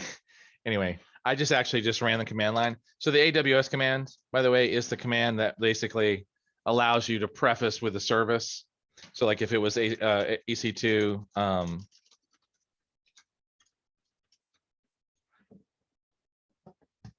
this describes all the running instances that I have, which by the way, I think I only have one. There should only be one. There should be only one. It's like the Highlander rule. Anyway, this is a lot of JSON, so don't let this overwhelm you. This is just the output of me running that command. But my point being is that there's the console, which you saw earlier, right? So if we go back to this console, you saw the console already, right? Here's the console. But go back to console home. This is where we were before. Notice it says Spartan Sage and Enforcer on the upper right-hand side, and it says Northern Virginia, right? So this is the console. You just saw me messing around with the command line where I was basically just listing all of my EC2 instances in US East, or I just listed all of my S3 buckets, right? That's what the AWS S3 LS command is that I just listed all of my S3 buckets that are associated with my account, right? And then the third way is programmatically, which is a little harder to show because you need some code, right? Which we're actually going to see in a little bit. But these are the three ways to actually interface with Amazon's API. Everything in AWS is an API except for platforms. What does that mean? It means if there's an operating system involved, that's a separate system than Amazon's ecosystem. It's inside of Amazon's ecosystem, but it's a separate system. For those of you who have dealt with Kubernetes, Kubernetes is a separate system inside of Amazon's ecosystem. If you run a MySQL engine, that's a separate system inside of Amazon's ecosystem.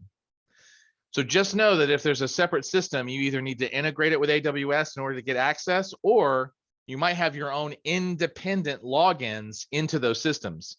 Hopefully you know what I'm talking about because you've all logged into a remote operating system or you've logged into a remote database and it required a different username and password than the infrastructure it was running on.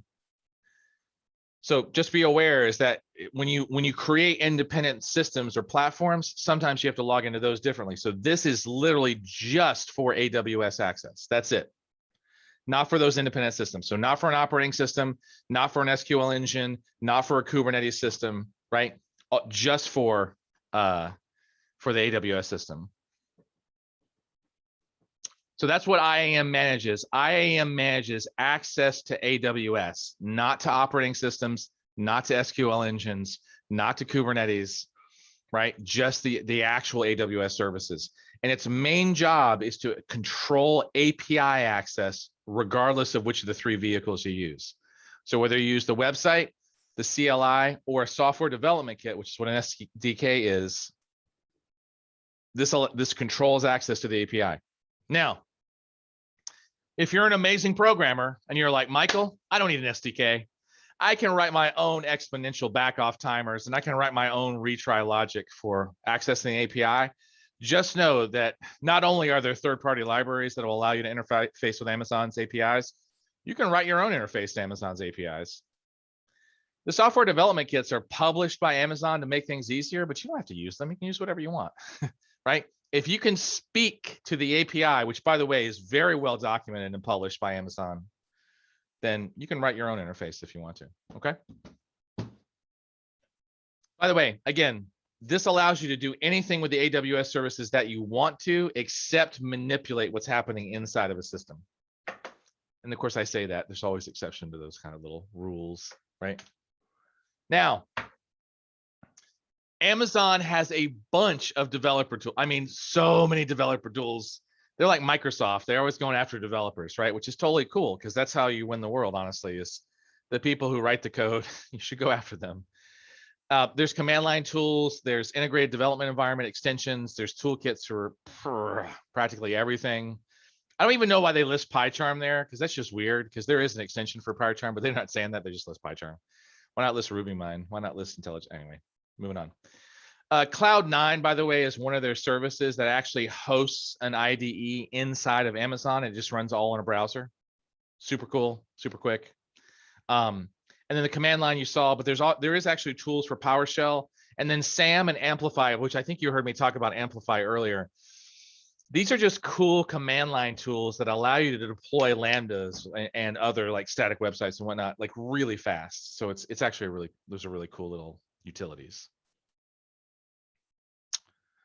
So there's tons of options. If you ever want to see like the total like tools that they have, if you actually look up, there's like a tools page. Oh, here it is. It's the toolkit page. There it is. I'm gonna post that in the chat.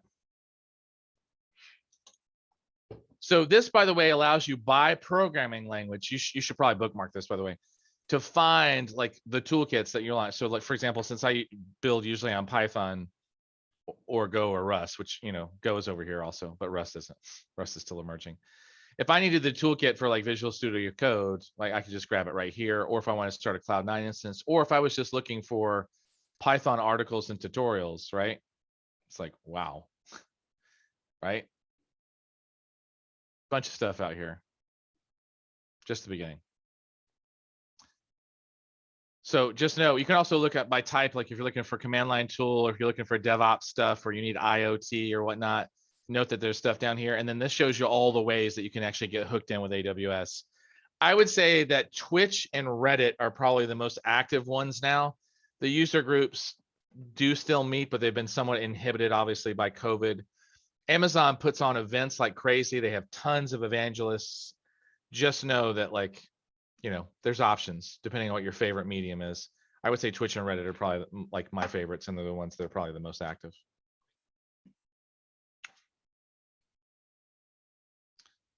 Okay. I gave you a little bit of a preview already of the CLI, but just give you an example. In this particular case, the command is actually AWS.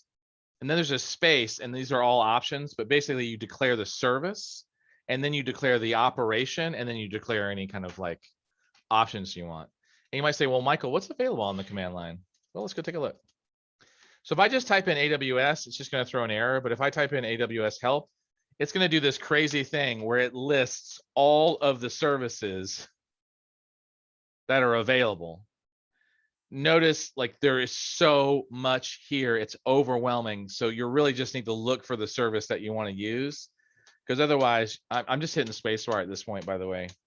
There is a long list of services here that could be overwhelming. The other thing is that AWS's documentation is rock solid. And I can't say that about a bunch of people. Don't get me wrong, there's flaws in it, but it's pretty good actually. So if I go and look at the AWS CLI documentation, the command line interface documentation, the command line reference, which by the way, version 2 is what has been out for like a year now. You can actually go look at the references, and then practically like, you know, everything is here that you might need, right? Notice, by the way, that here are all the services. So you saw me earlier running an S3 command. So if I scroll all the way down to S3,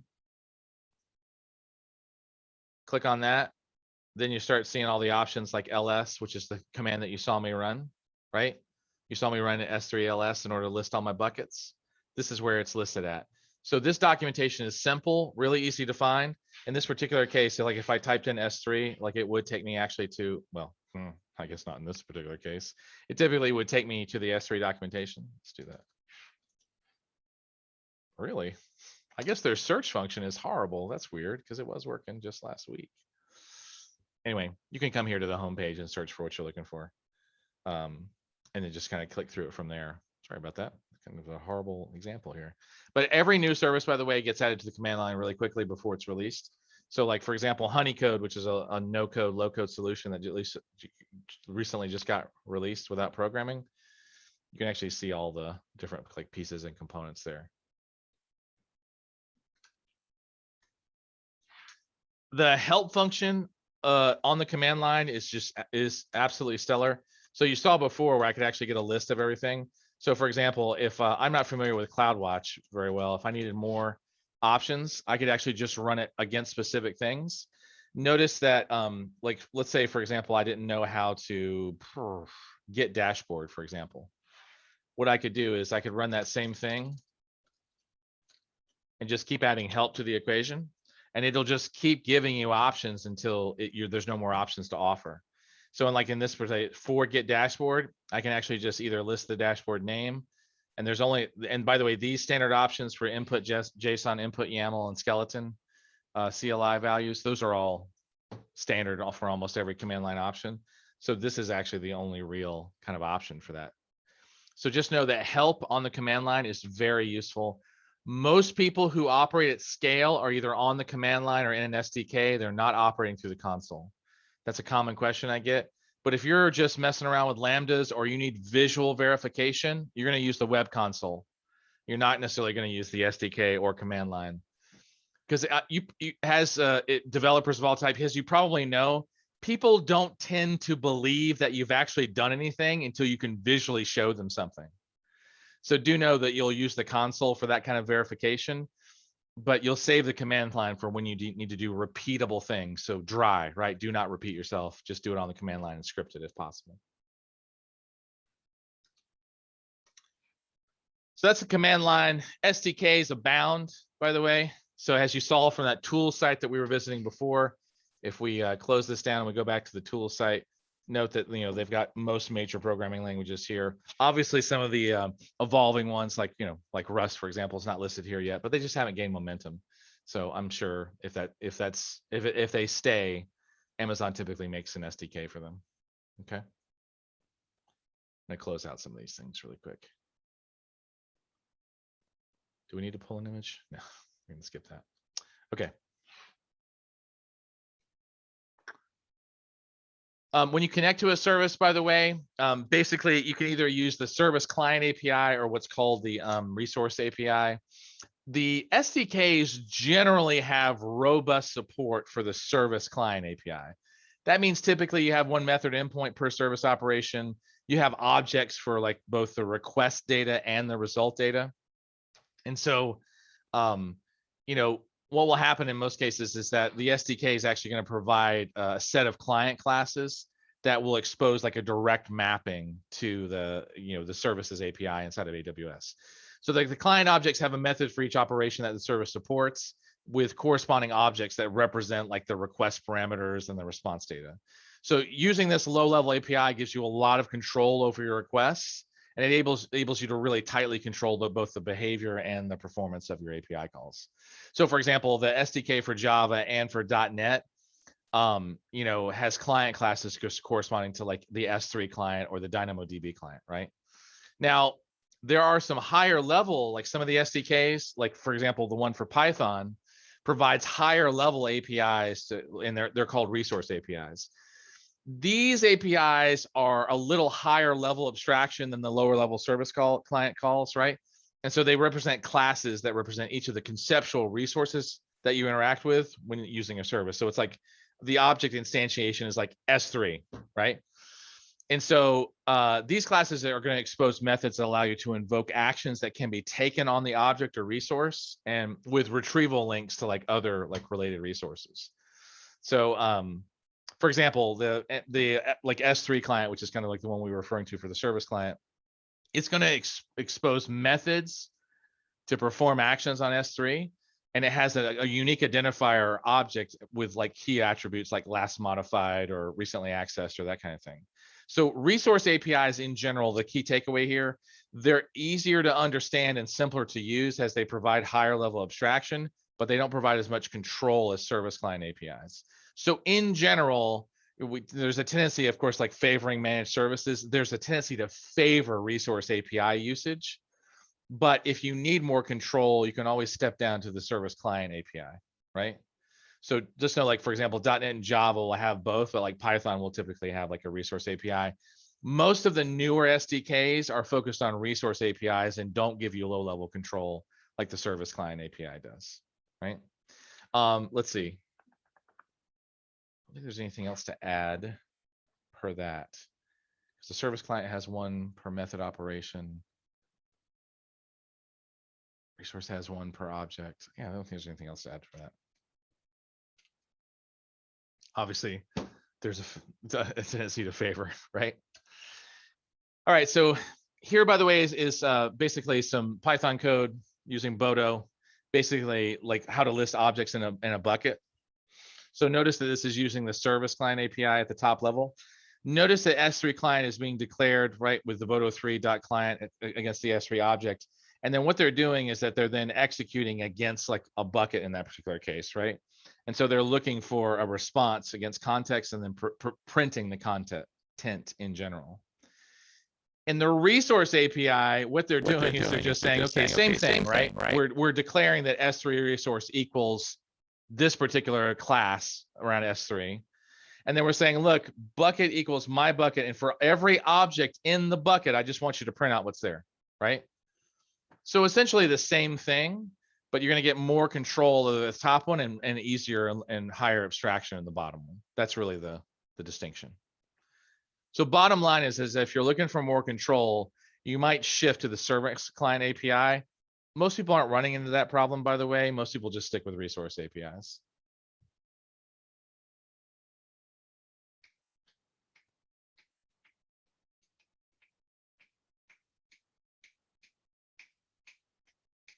Oh, there's anything else to list on that?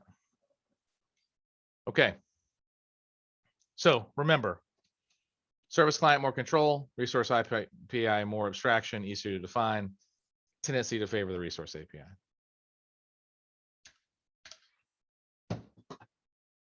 Pausing for questions.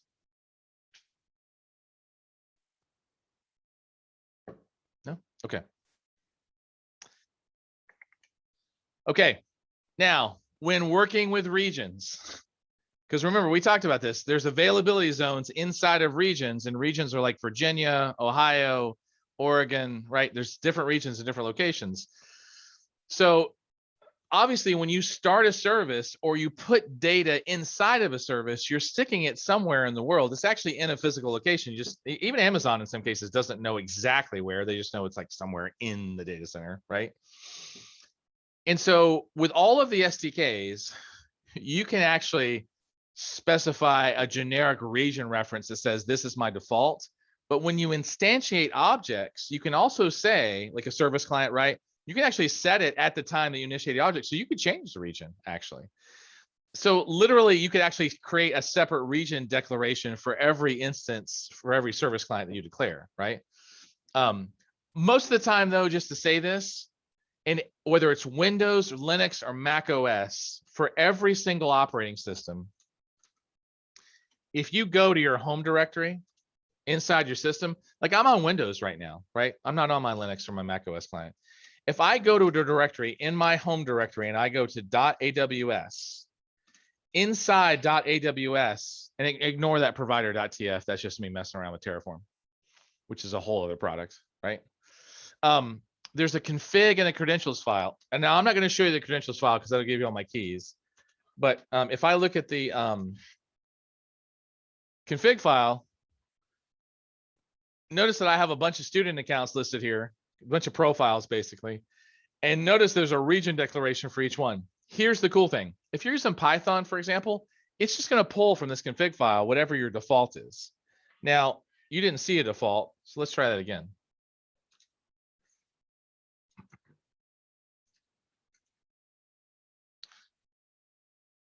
Notice at the top it says default. My default is US East 2. And my default output is YAML. And by the way, if YAML isn't an option for you, it's because you're on an older version of the CLI. If you upgrade to 2. Like I think it's like 2.06 or later, you'll get YAML as an option. But just know that didn't show up until 2. So if you're still on the 1.x command line client, you need to upgrade if you want to see YAML as an option. Let's see. Yeah, I'm on 2.2.10, just FYI. Okay. So just know that you can actually either set it at the time of object initiation, or you can just allow your default to take over. Again, I think defaults are usually better, especially if you are aware of where your defaults are, right? So just know that when you need to specify a region, you can just put it, you just configure your command line. By the way, if you ever want to know how to configure your command line, just type in AWS configure once you install it, and it will literally walk you through the series of questions that it wants answers to. Like, what is your access key? What is your secret key? What is your default region? And what's your output type? It'll ask you those 4 questions. it will literally create the .aws directory, put the config and credentials file in those directories, set the permissions appropriately, and voila, your command line now works. So if you do an S3LS, voila, it now works, right, by default. So just know, run AWS configure. Once you get the CLI installed, if you're looking for the CLI installation, well, I use Chocolatey personally, but you can download it manually if you want to, right? For Windows at least. But if you need to install it, the installers are listed here on the right-hand side. I'll actually just post this in the chat for you. Real easy to set up. I use Choco or Brew, Homebrew on both Mac and Linux actually, because I didn't realize this until recently, but Brew actually works on Linux as well. So I don't actually use the app packages for open source stuff anymore. Okay. All right, so let's talk about exceptions and errors. This, by the way, should not be a surprise to anybody who's worked with any kind of web RESTful-based services over the last like couple years, right? But you know, just to like espouse this, is that AWS, when it has a problem and like when an error occurs and it's like an internal server error, they're going to return a 500 of some type, right? Now, the SDKs that you're using are going to have retry logic inside of them, so they're going to try, right? If it's a 400 error, then there's something wrong with what you're trying to do as the client, right? Either you're trying to access something that's forbidden, doesn't exist, is not found, you know, something's going on when you get a 400 error on the client side, like with the request. But with the 500, it means that there's something wrong with it on Amazon's side. I rarely get 500s. I will frequently, if I have malformed something on my request, get 400s, right? Now, when you get exceptions, right?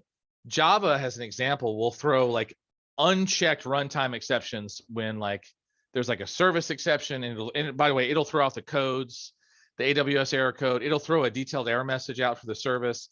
It'll even throw out, by the way, the request ID that you made at the time. Don't lose that request ID if you plan on talking to support, because that request ID is the first thing support's going to ask for if you interact with AWS support. They're going to say, can you give us the request ID? They will literally trace your API call all the way down to the root and find out exactly what happened to your API call. So if you give them a request ID from the unchecked exception, either from .NET or Java, really, they'll be able to trace it. It's actually pretty cool, actually. So note that Bodo is going to do the same thing. It's going to throw client errors like 400s.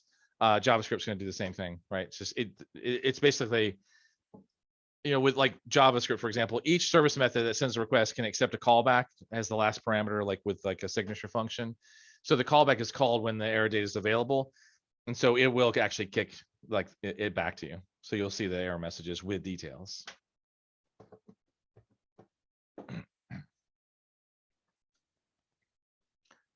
Okay, any questions about declaring your region, what kind of like messages you could possibly get from AWS, the difference between service clients and resource clients, and the bevy of tools that are available to you? Any questions about any of that?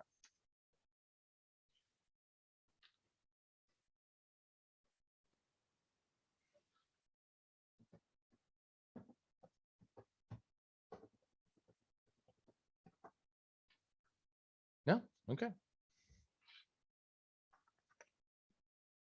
All right, let's talk then about some developer tools, really developer services that exist on AWS.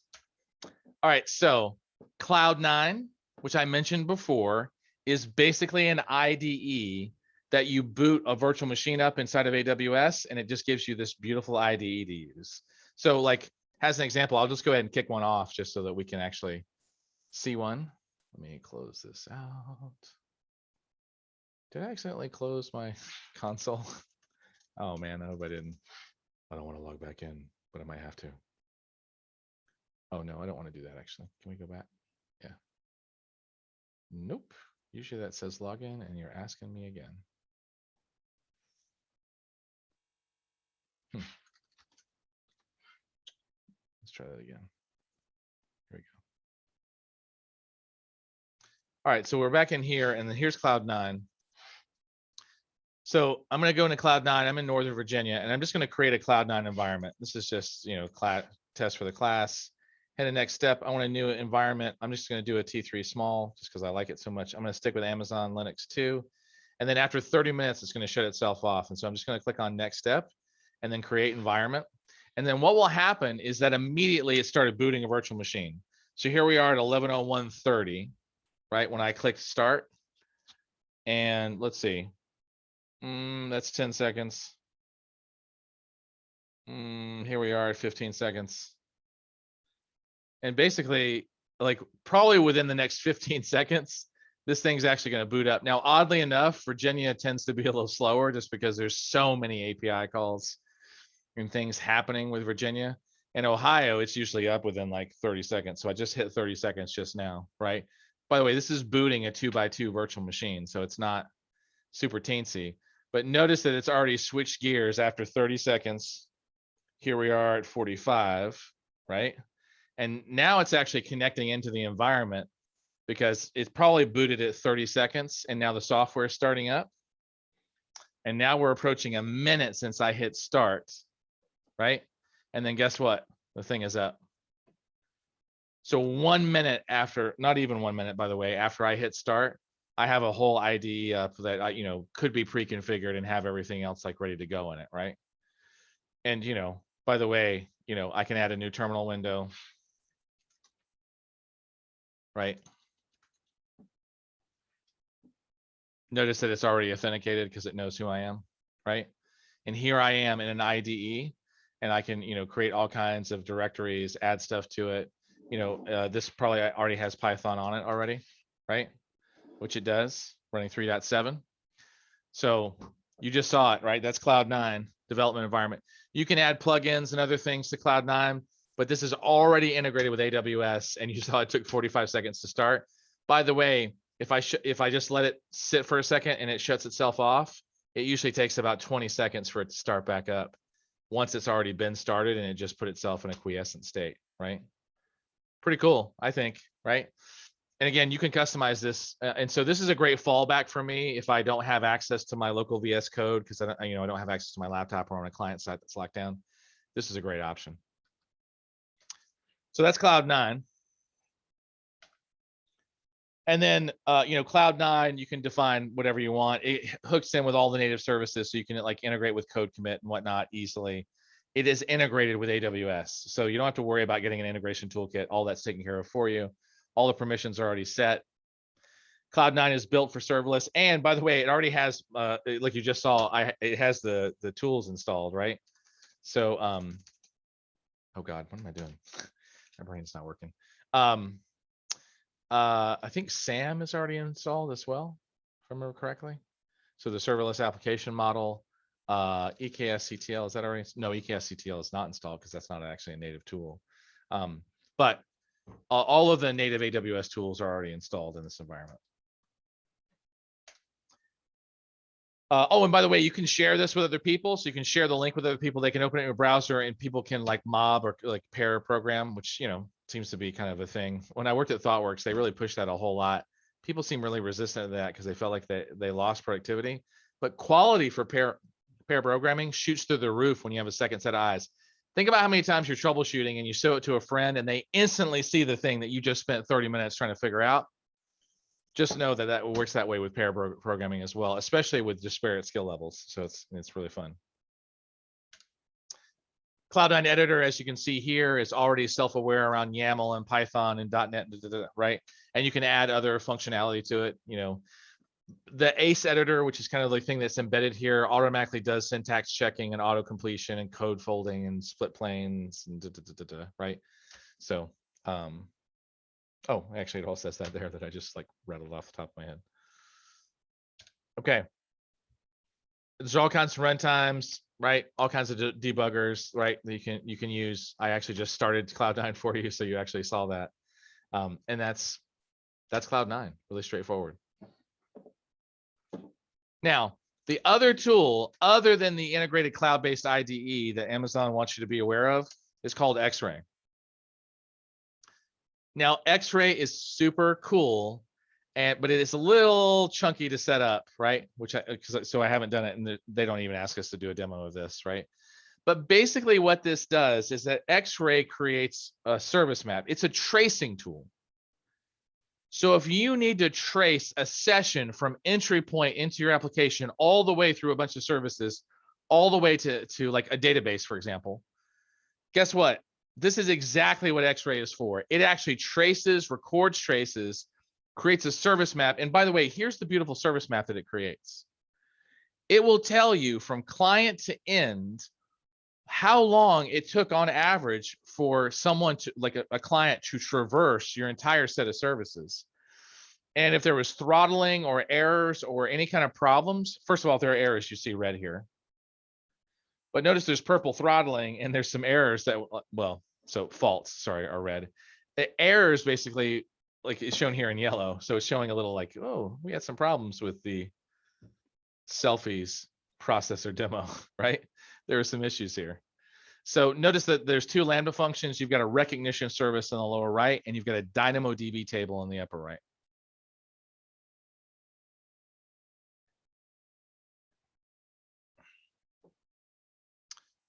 So just know that this gives you an overall holistic view of what's going into your system. In order to dive in to these like errors, for example, on the processor demo, you'd actually have to use Service Lens or CloudWatch to get very specific about the application logs, the time. But notice that it does actually list the number of transactions per minute, which by the way is really slow, but whatever. Let's assume it's actually per second, right?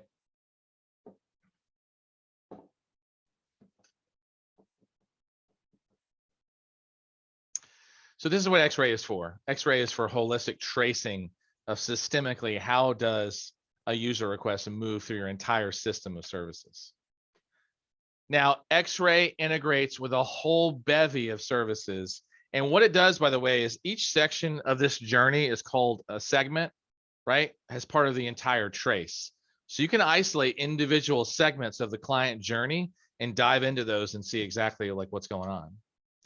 So you can do if you're integrating with any other service that isn't an AWS service, it can't actually track HTTP and HTTPS calls, but it will talk to databases that are being hosted on AWS. It'll trace messages through SQS queues. It actually will track through SNS as well. And there are additional plugins and options if you need to actually integrate with additional services. Right now, it just supports the languages below, which quite frankly probably represents like 99% of the market. So pretty good. Yeah, probably not much more to say about that. Here's some actions, by the way, like if you're using the X-Ray API, is that you can actually upload a segment, like if you're downloading your own tracing information, like using Open Jaeger or Open Tracing, for example, you can actually put tracing information into X-Ray. You can retrieve a bunch of traces if you're like tracking a bunch of sessions, right, for a particular user. You can actually describe the services in your application and their connections, so you can actually download a graph. And you can get trace summaries for like what's going on inside your application. Like overall, like looking at this view, this is like a trace summary. It tells you per segment, like when the trace ran through, what was the average latency for the services and what was their throughput? Were there any errors? Is there anything else here for us to look at, right? So those are trace summaries. Any questions about what Cloud9 does versus what X-Ray does? Any questions at all about that?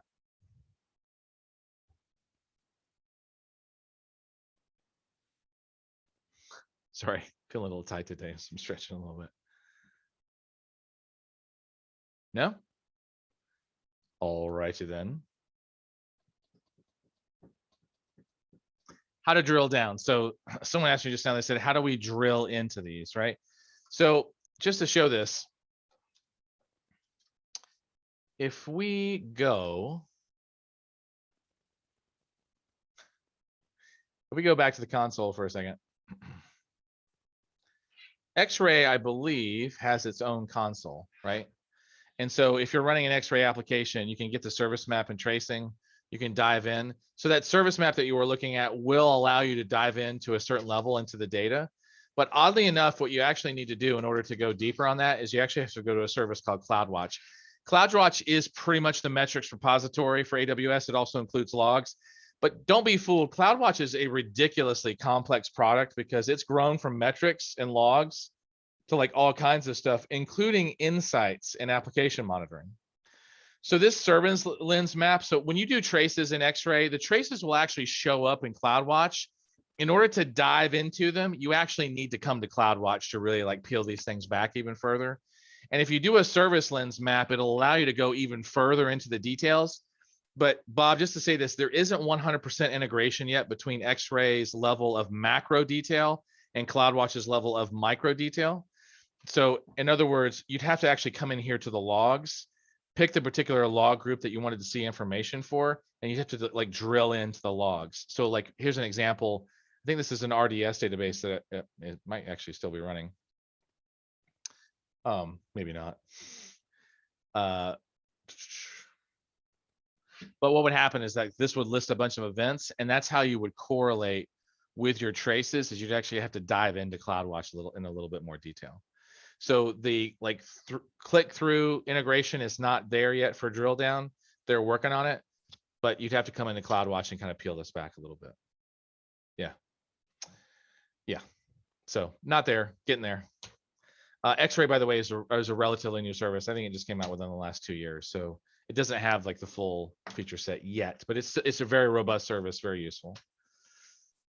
Let's see. Question I got was like, would Cloud9 be used to work on a feature of a project that's running in AWS, or am I misunderstanding? So why use that over IntelliJ if you're using to develop a Java project locally? Honestly, I probably wouldn't. To be frank, use the tools that you know, right? And if IntelliJ is already integrating very well with AWS and you're already using it, awesome. If you needed, like you were looking for a new browser that was more browser based, that did collaboration, and you were focused a lot on AWS exclusive like development, I would say then probably Cloud9 is the way to go, right? Or as a fallback in case you're away from your environment and you just need a quick IDE to mess with. But I would say, like, for example, IntelliJ has way more features and more robustness and more integrations than Cloud9 does. So does VS Code, right? So does, even Eclipse, which is kind of long in the tooth from my perspective. They've got modern versions of Eclipse that are absolutely awesome, right? Now, I no longer use Eclipse because I'm not really in that ecosystem anymore. My point being is that, to answer that question, is that you wouldn't. Stick with the tools that you know. Just know that Cloud9 is here in case you need to fall back to something browser-based, or for whatever reason your tool doesn't support collaboration. So I think, honestly, the advantages of using a tool that you know is way better than getting a new tool that may have just a few more integrations that you may not actually need. So yeah, it's like I tell my son, if you want to use a hammer to unscrew something and you can do it because you know the hammer really well, just stick with the hammer. As long as you don't break anything, it's totally fine, right? So people get all wrapped up around jury rigging and stuff, but if you know a tool really well to actually jury rig it for your accomplishments, just stick with the tool you got.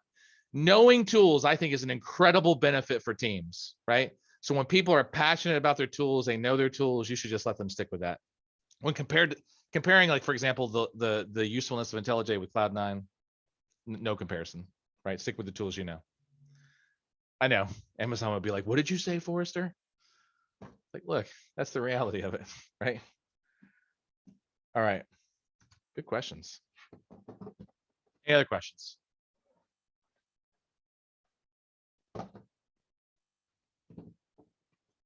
Okay. Let's see.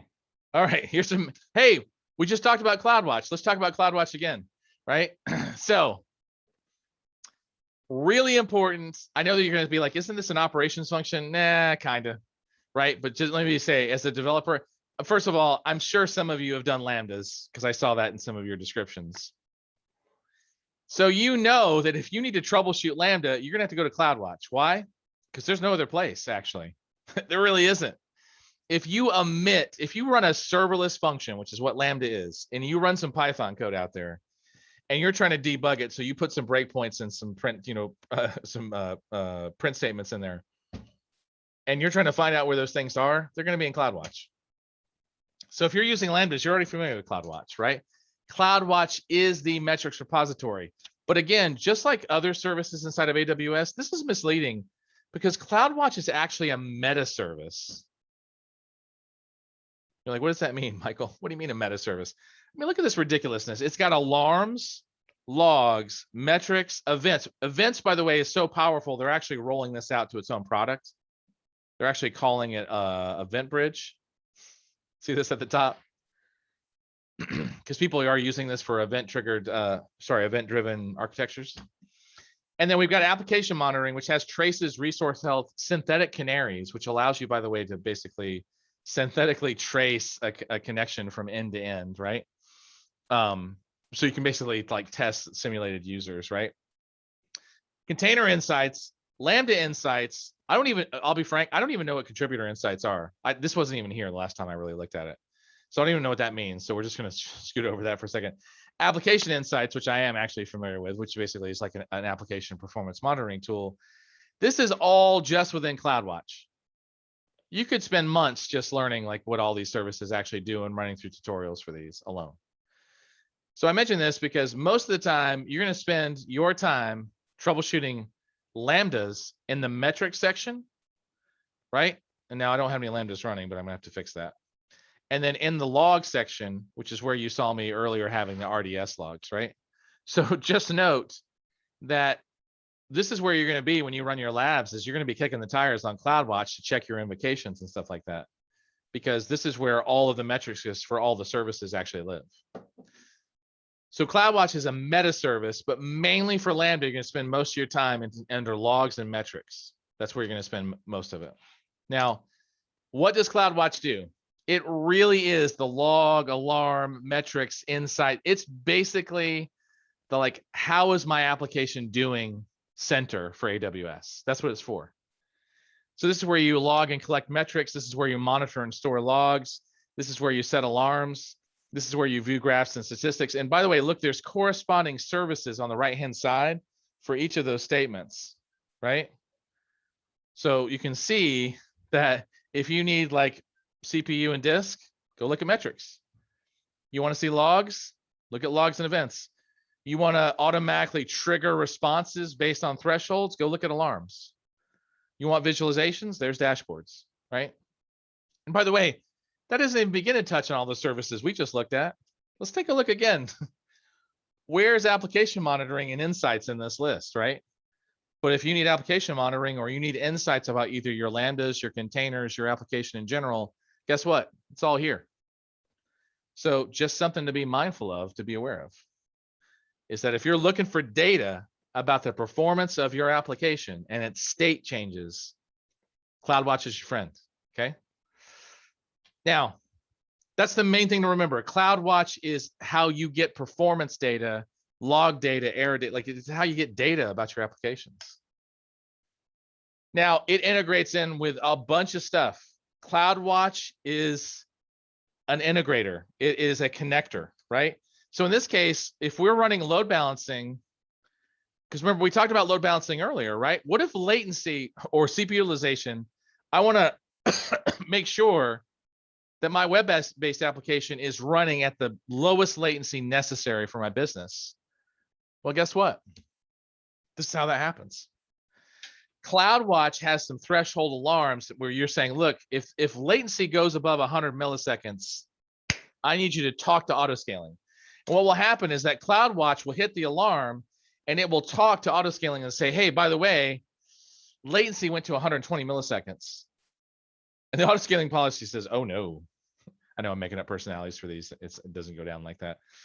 It says, actually, you know what? Our policy is that over 100 milliseconds, I'm going to add new instances to the load balancer.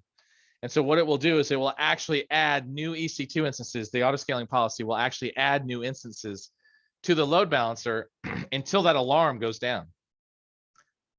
You get to control that, by the way. All those details, you get to control all of that. But that's what CloudWatch does, is CloudWatch alarms in particular is a trigger to get other events to happen inside of AWS. Now, whatever metric it is, that's up to you.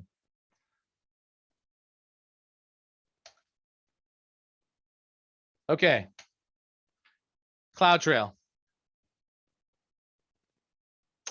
So if CloudWatch handles all performance metrics and logging for AWS, including insights, CloudTrail does something very distinct.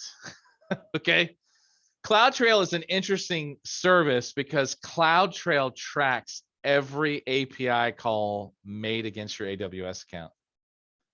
Let me say that again. If CloudWatch tracks all of your application and service performance metrics across your AWS account, so the stuff that's running inside your account, CloudTrail tracks any calls made externally against your account. And by the way, I say externally, it could be internally or externally, actually. So what this means is if someone comes in here and on the command line deletes one of your S3 buckets, that gets logged in CloudTrail. If all of a sudden, Graham comes in and says, hey, I'm going to launch 5 new Lambda instances, right? You can actually see Graham make the API calls against Lambda, right? If Sean comes in and says, I'm going to start, 10 more EC2 instances, you can actually see Sean do that, right? So just know that you can see all API calls made against your AWS account, who made them, how they were authenticated, and what they were touching, and what they did. You can see all the details. Here's an example. Okay, I know that this is JSON and you've never seen this before, but just don't panic. Just relax. It's okay. There's no quiz here, okay? I want you to look at this and I want you to see, first of all, what was the name of the user who did this particular function? What was their name? Just roll your eyes down the left-hand side.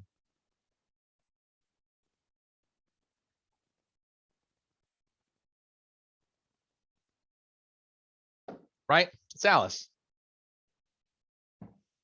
We even have her account ID and we have her user name as well, right? It's Alice. Okay, so Alice did something to an instance ID. What did she do exactly? So give me an idea of the actual event action that she took against EC2. What was it that she did? Did she create an instance? Did she start an instance? Did she stop an instance? What did she do? Yeah, she stopped an instance. It says it right there. Now, what region was she in when she stopped this instance?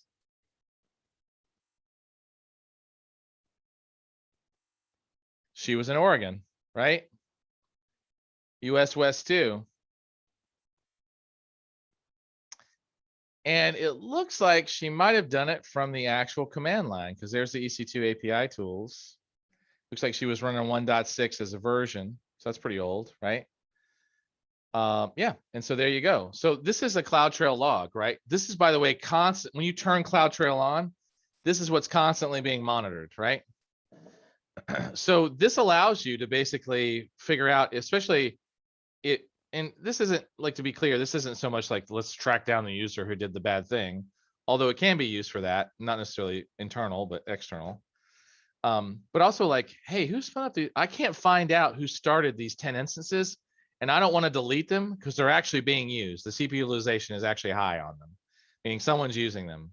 And I know they were started. You can actually go here and find out that maybe it was a data scientist who got tasked with running some training model and he needed to get 10 EC2 instances to do it, but he didn't tag his instances. So you can just go find out who it is, right? This is what CloudTrail is for, right? It's accountability. That's really what it's for. Who made the request? What was requested? When and where? And then what was the response, right? And in this case, right, it showed that they're actually stopping the instance. So the previous state was running, the current state is stopping.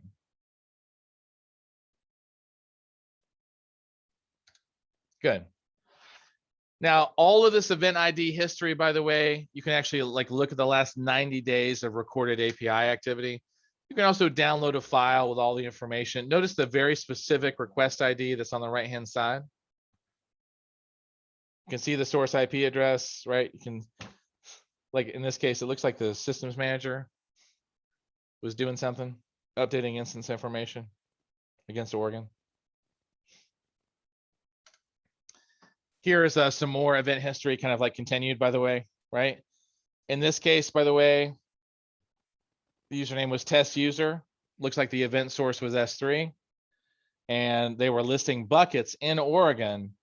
And then here's an interesting thing. They were using the 1.15 CLI with Python 2.7 as the undercore.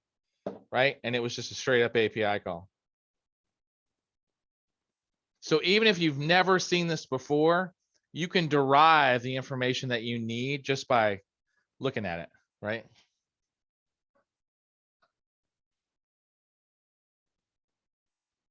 Questions about either CloudWatch or CloudTrail's function in the AWS ecosystem?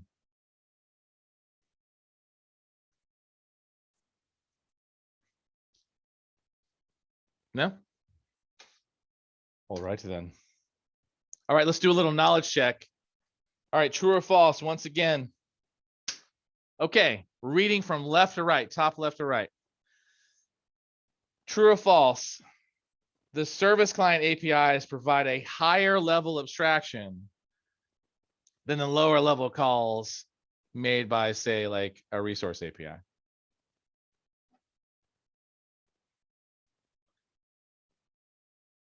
Oh, everyone was paying attention. False, that's right. Remember, the service level client APIs are lower level than the resource APIs, right? So they're not higher level abstractions than the lower level calls made by clients, because they are literally, the service client API is a low level client call, right? So the resource API provides a higher level of abstraction. The service client API provides a lower level. So that's perfect. Good. Okay, true or false? You can use Amazon CloudWatch to monitor CPU, disk IO, and network throughput. Is that true or false? Let's hear it. That's right.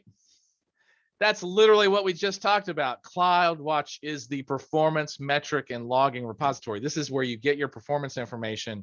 There is actually literally nowhere else to go to get CPU, disk IO, and network throughput on your services. So that's true.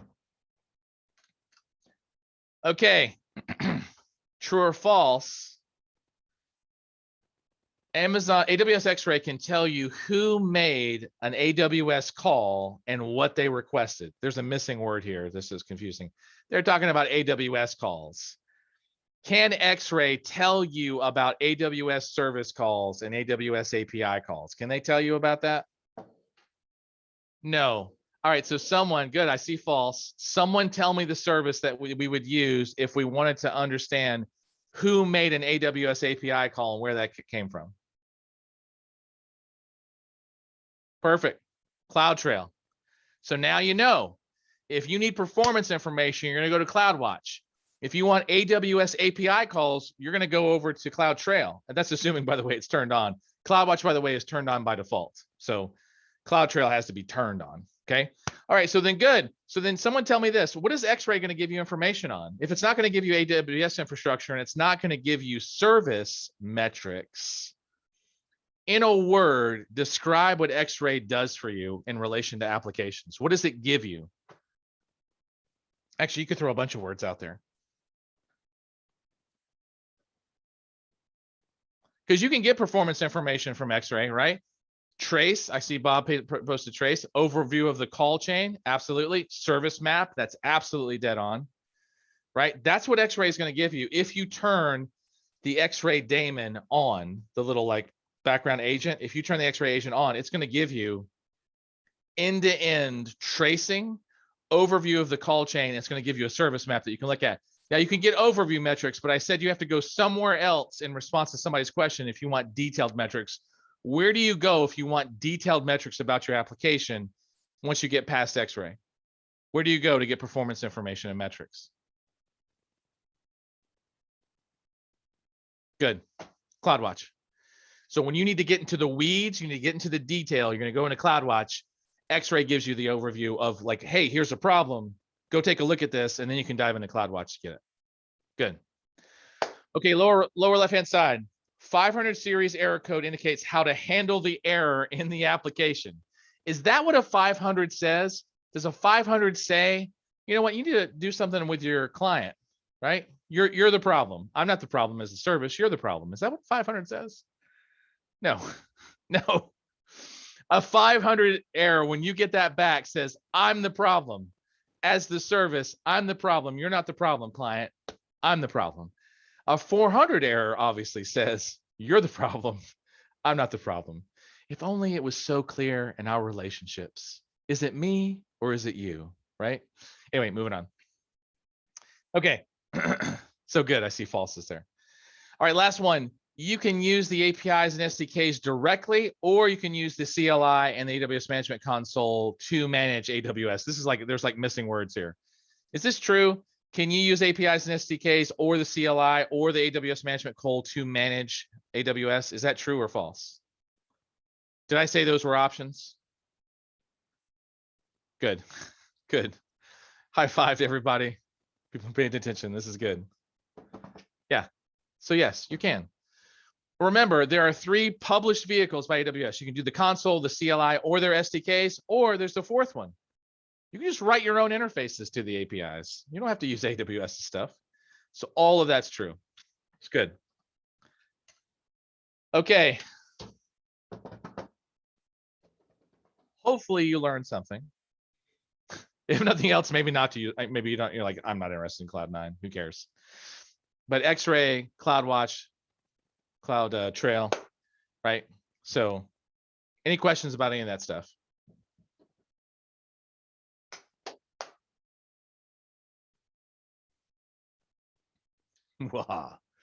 Okay.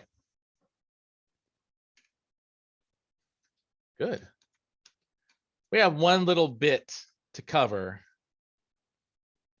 before we go to lunch. And then when you come back, I know this has been lecture heavy.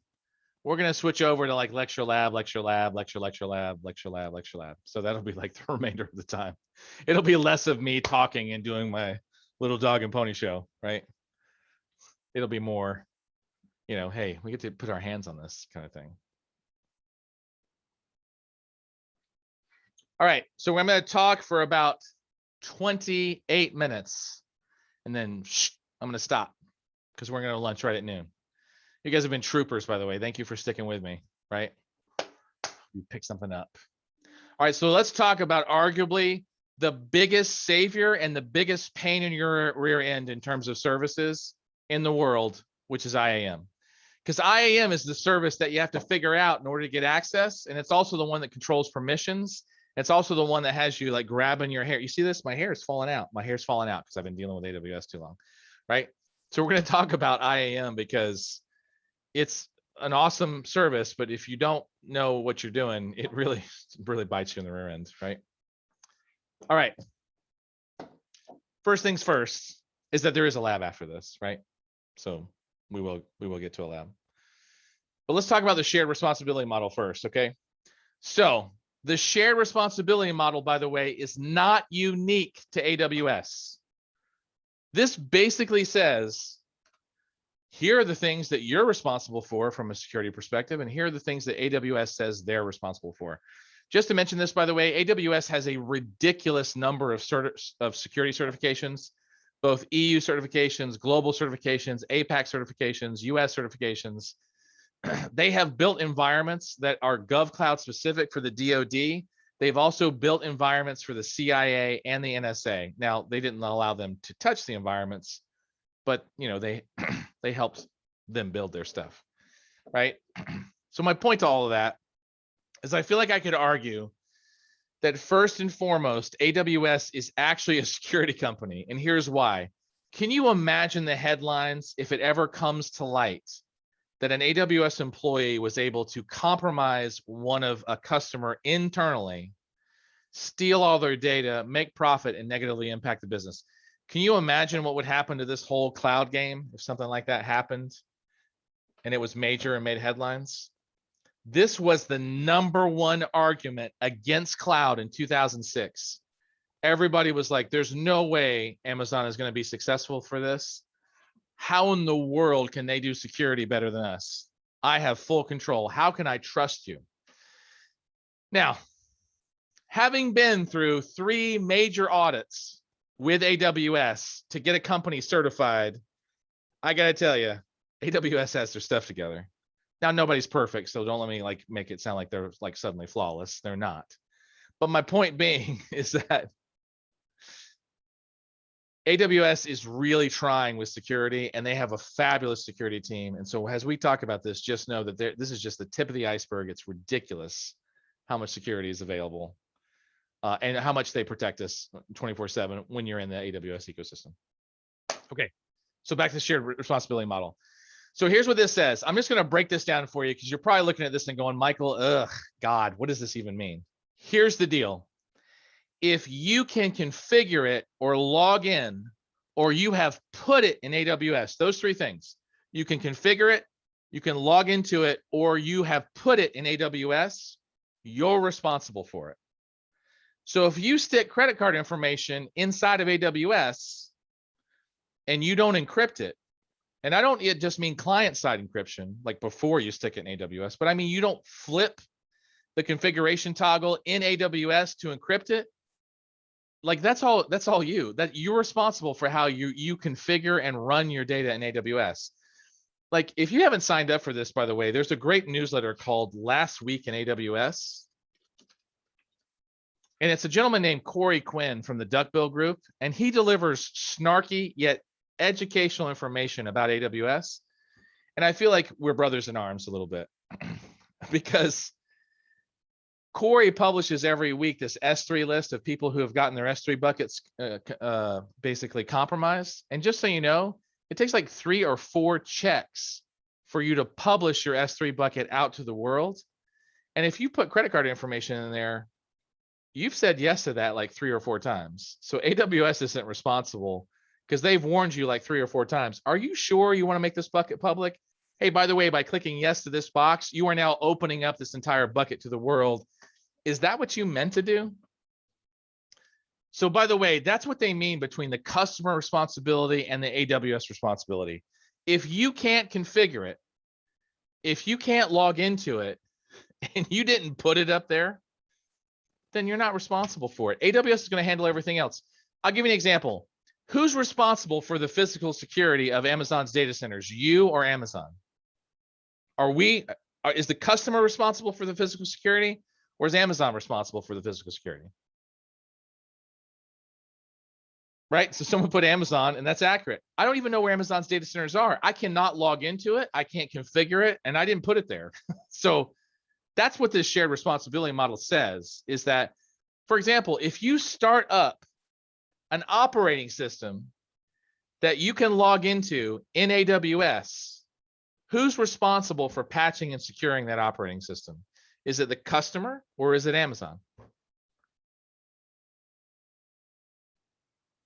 Take a wild guess. Yeah. Thank you, Graham.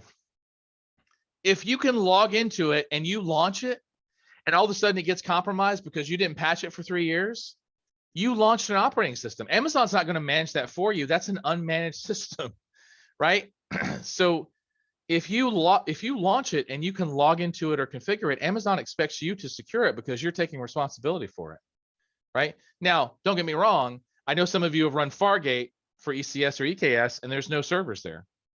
Guess who's responsible for patching those invisible servers that you can't see? Amazon. So even though Amazon is still launching servers for the managed services, and you can't log into them, you're not responsible for defending them. Let me say that again, just in case you missed that. If you launch a database and you know it has servers underneath it, but you can't see them, configure them, or log them, Amazon is responsible for patching and maintaining those servers, not you. You can't log into it, you can't configure it, and you didn't put it there. So you can't do anything with it. So you're not responsible for it. If you put a load balancer out on the internet, Amazon's responsible for defending that load balancer because you can't log into it. Now, here's the catch. If you put a load balancer on the internet and you open up port 443 and that hooks into your application, and your application has an SQL injection attack vector into it, and someone attacks it and gets inside of it because there's an SQL injection vector, that's on you because you opened up port 443 and you didn't check to see if there was an attack vector against your application. So that's why I say configure. It's not just logging in. If you can configure it and you open up a hole in the firewall and you open up a hole that allows you to get attacked, that's on you. If someone attacks the firewall, you can't log into the firewall. You can't even see the firewall. Amazon's going to defend the firewall. That's the bottom line. If you're responsible for anything you configure, you're responsible for anything that you launch, especially an operating system, and you're responsible for any data you stick into the AWS, which means that they will help you protect it. They will secure all of the infrastructure around the data But if you expose that data to the internet, that's on you, right? You follow me? That's on the customer. I'm not pointing a finger at you. I'm just saying customer. It's for the customer, right? So that's what this shared responsibility model says. It says, look, we will take care of everything that you don't control. But if you control it, it's you. Any questions about that?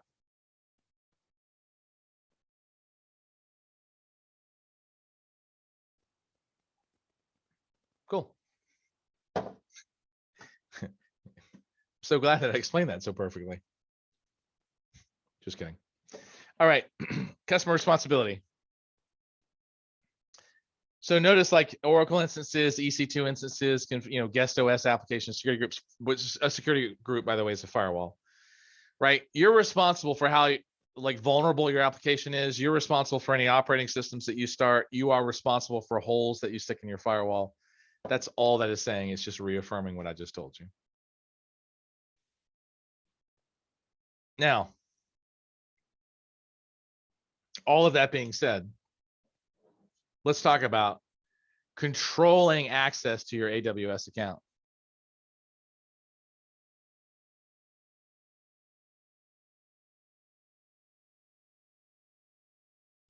Sorry, just pause for one moment. Okay. Now, IAM is Identity and Access Management. We touched on this just briefly before. It controls who has access to what. So this is the service that controls authorization, authentication, and access. Who are you? How can I prove your identity? What can you do, right?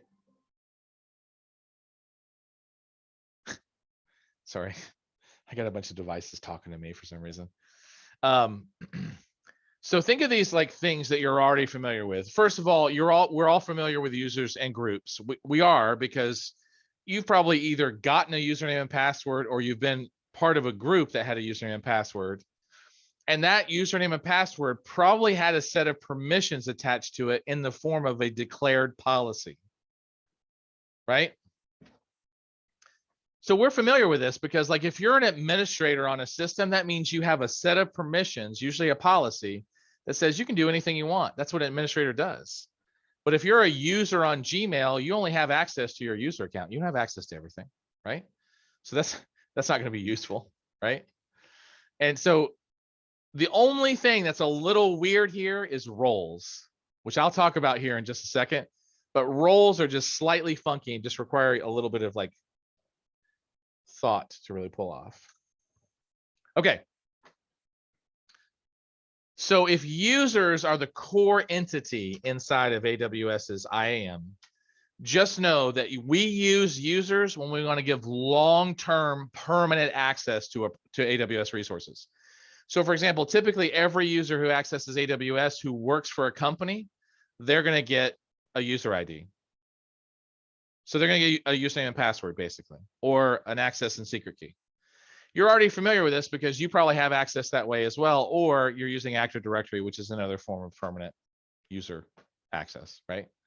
Now, best practice is that you stick users in groups and you assign policies to the groups, not to the users.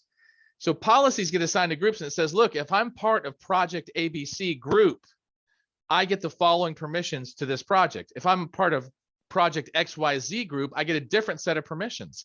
I can actually be part of both groups, but the permissions go towards the group. They're not assigned to the user. That way I can just pull the user out of the group and they lose their permissions, because what if they transfer to another project? So typically we don't assign permissions. We don't assign permissions to a user. We assign them to a group. Okay, so now here's where things get weird. Okay, just follow me for a second. Roles. Okay, so I usually use this social example, okay? Because not only is it funny, but it's actually apropos. All right, so my name is Michael Forrester, but I have certain roles with certain people. So we're going to talk about societal roles for a second. For example, I have a father role with my son, I have a brother role with my sister, and I have a son role with my mom. As you can imagine, I have different sets of permissions with my son than I have with my gun-toting mom who lives in Key West. She's a very interesting lady. She loves guns. She's 74. So if I go to my mom and I'm like, hey, mom, just want to let you know, we got guests coming over today. Your room doesn't really meet standards. Do you mind getting all the unfolded clothes off the floor and maybe vacuum a little bit and all this other stuff?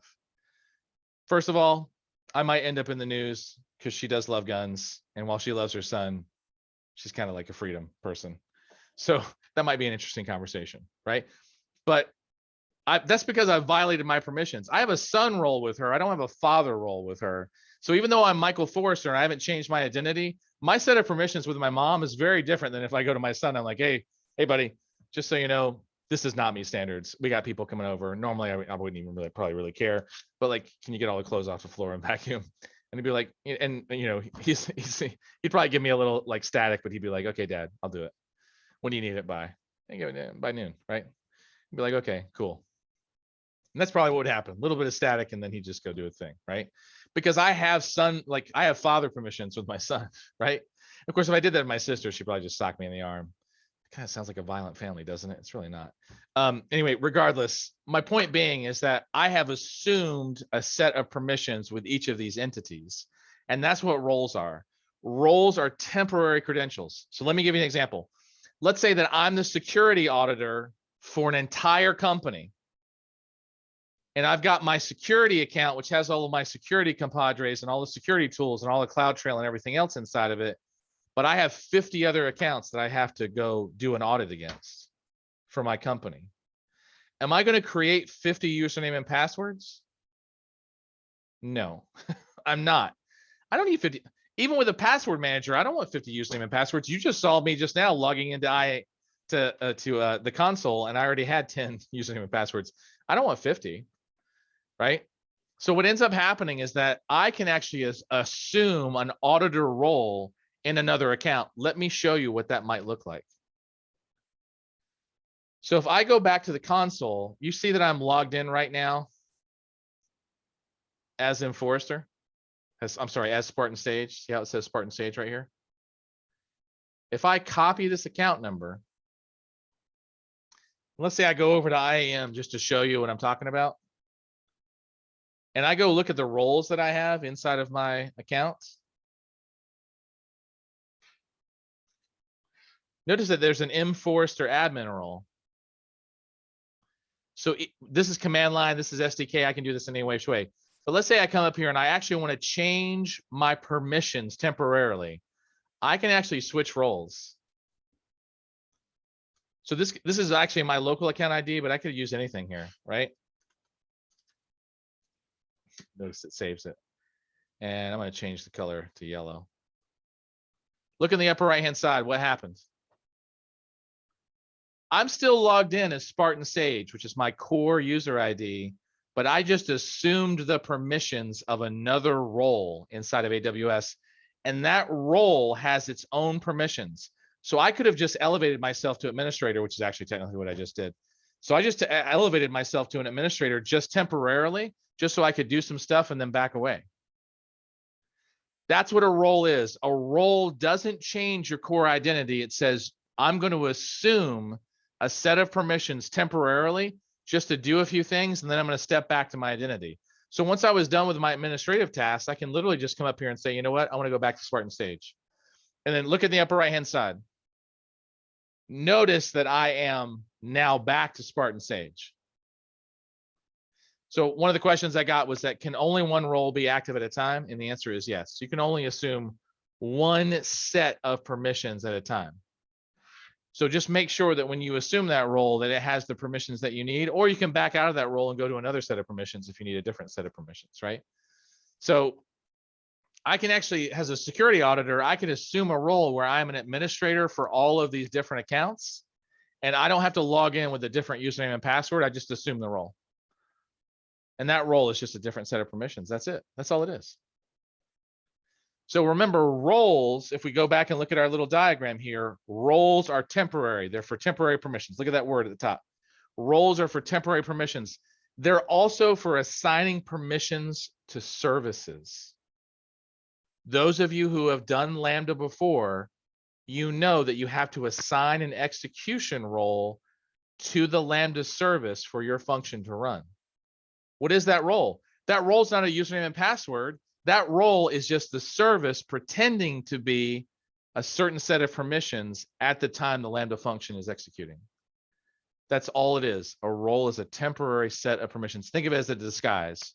You are disguising yourself as an admin. You are disguising yourself as a security auditor.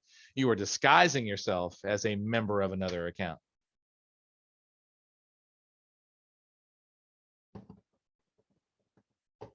Pausing for questions.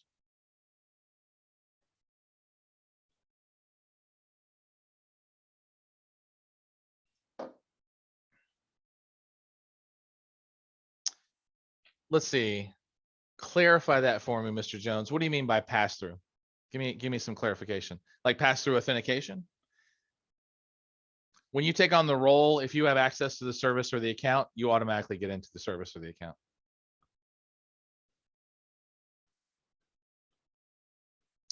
So the app will assume the permissions that you give it, right? So just so you know, if a client comes in and says, hey, I want to upload something to S3, just so we're aware, the client permissions don't apply in that case. The permissions of the application are what applies, right? So if you're asking if you can pass the caller's ID and role through an application, you can if the user is willing to submit their crucial and sensitive data to the application. You could then actually have the application make the call on behalf of the client. But most people don't do that because you then have to pass sensitive information across the wire. And that's usually more sensitive than usual. But if you encrypt it, there's no, like, you can reduce the risk on that easily. So, but yeah, you can definitely do that. Yeah. Typically though, if you don't pass authentication information and assume that like authentication information, the permissions of the application are going to be what the services see.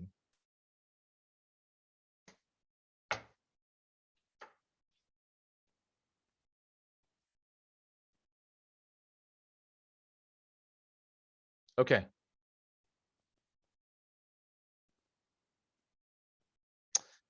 Okay. So getting started with IAM. So here's what happens usually, right? Is that basically someone gives you a user account with, like, you know, information in it, like username and password, something like that. It's got its own set of permissions because it's part of a group. The group actually has the permissions applied to it, not the user typically. So the group actually has permissions. And then the role allows you to basically assign a temporary set of permissions that either a user or a service can assume, right? And then the policy is the thing that's attached to either the role or the group that gives the role or the group the permissions that you want to grant it. Now, you might say, well, Michael, what kind of permissions can you grant? Well, let's take a look at that, right? Let's go take a look at IAM. Oh, yeah, look at this. Yeah, they just updated this. That's kind of nice. All right, let's go take a look at my enforcer role, which is actually a really simple role, but kind of crazy. So this is the enforcer admin. And if we actually look at the only policy that's attached to this, so see here it says attached policies. The only policy that is attached to this is administrator access. And look at this really detailed, granular, least privileged policy access. Notice it says that basically for any API call, I'm going to allow you, and any resource, by the way, so any object, which is what a resource is, and any API call, I'm basically allowed to do anything. That's unfettered administrative access right there. That's insane. So, but you know, this is my demo account, so it's totally fine. If we go look at policies though, let's look at a read-only policy for a second.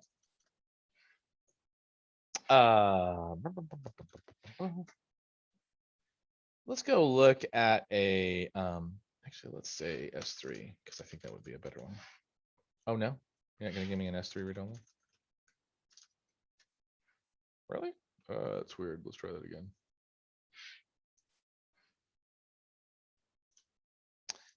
Oh, forget it. Okay, we'll just pick one. Let's do Glacier. Let me get it easy. Wonder why S3 is not coming up. So look at this one in particular. So notice that this is different because now what's happening is the effect is still allow, right? But notice that it lists very specific API calls, but it's not limiting me to a specific Glacier vault. It's basically saying against any vault that's inside your system, you can run any of these read-only API calls or actions against any vault in your account. So this really is a read-only policy because all I can do is list, get, and describe. That's it. I can't put anything. I can't delete anything. I can't post anything. It really is only get, list, and describe. That's it. That's all I got. So notice that you can make these like super granular, and you can get down and say, look, I only want you to be able to list objects against this specific vault or this specific S3 bucket or this specific set of EC2 instances. You can even set conditions in here that says, look, if you're not coming from the corporate IP address, you can't access AWS. Oh, isn't that interesting? You can do it by time frame. Look, if it's not between August 1st and December 1st, you can't access this, right? That's pretty good. There's a lot of conditions that you can set in these policies, even above and beyond. They're adding new ones all the time, right? So there's tons of conditions you can set in these IAM policies, okay? Now, I do want to point something out. When you first create an account, you actually get an email with a password. Just so you know, that's known as the root account. Just now, when you saw me log in, I didn't log in with the root account. I logged in with an IAM user. Why am I telling you this? Don't log in with your root account after you create the account. Note the username and password, put it aside. Try not to log in with your root account because that account has unfettered, unrestricted access. It is the owner account of your entire AWS account. Try not to do anything with it. Don't start anything with it. Don't create access keys. Use it only in emergencies. Okay. Set it aside. Now notice here that Maria, so the root account, the first thing the root account is used for is to create an IAM account that's an admin. So like when I created my account years ago, that was literally the first thing I did is I created an account for myself named Spartan Sage, gave myself admin access, and then put the root account away. That's the first thing that happens. And then Maria goes in and she creates other users like Joe, right? She creates, other sub users like Richard and Anna and Shirley, and she creates developer groups. So the admin that you like, because maybe Maria actually created the account. Notice it says maria@email.com. So the first thing she did is she created an IAM user and started like disseminating permissions, right? That's best practice, is that you don't use the root account, never use the root account, put MFA on it, and then put it aside, right? By the way, put multi-factor or two-factor authentication on all your accounts. Make it a policy. That has saved my bacon so many times, I can't even tell you. Notice here that there's a dev app role that they created so that Shirley and Marie or others could assume these roles, right? So they could actually have a service or an application that assumes these roles, right? Best practice is that every single user gets a user ID so you can track their API calls, and every single application gets a role. But if it's not on AWS, you have to give them basically a user, like a service account. So, which is basically just a username and password.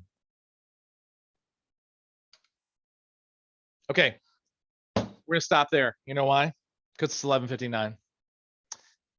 So here's what's gonna happen is that we're gonna go through the remaining kind of like 20 slides that are left on IAM, and then we're gonna roll into a lab so that you can actually get your hands on the lab environment.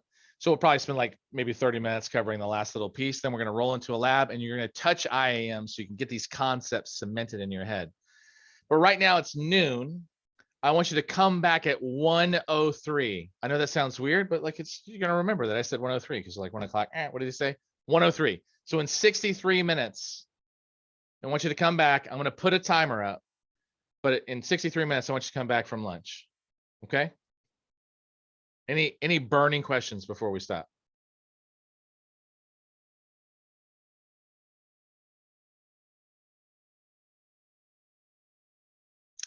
Okay, cool. And to answer the unspoken question, you're totally fine. So you're totally good if you didn't miss anything that was going to slow you down. So, okay. So, all right, everyone. So we'll see you in 63 minutes. and we will resume at that time. Okay, see you in a bit. And we will resume. Okay, so let's see. Assuming everybody can hear me. Yep, sound's coming through. Perfect. Okay, so let's talk about this next set of pieces here. So we just spent a little bit of time talking about how to get started with IAM.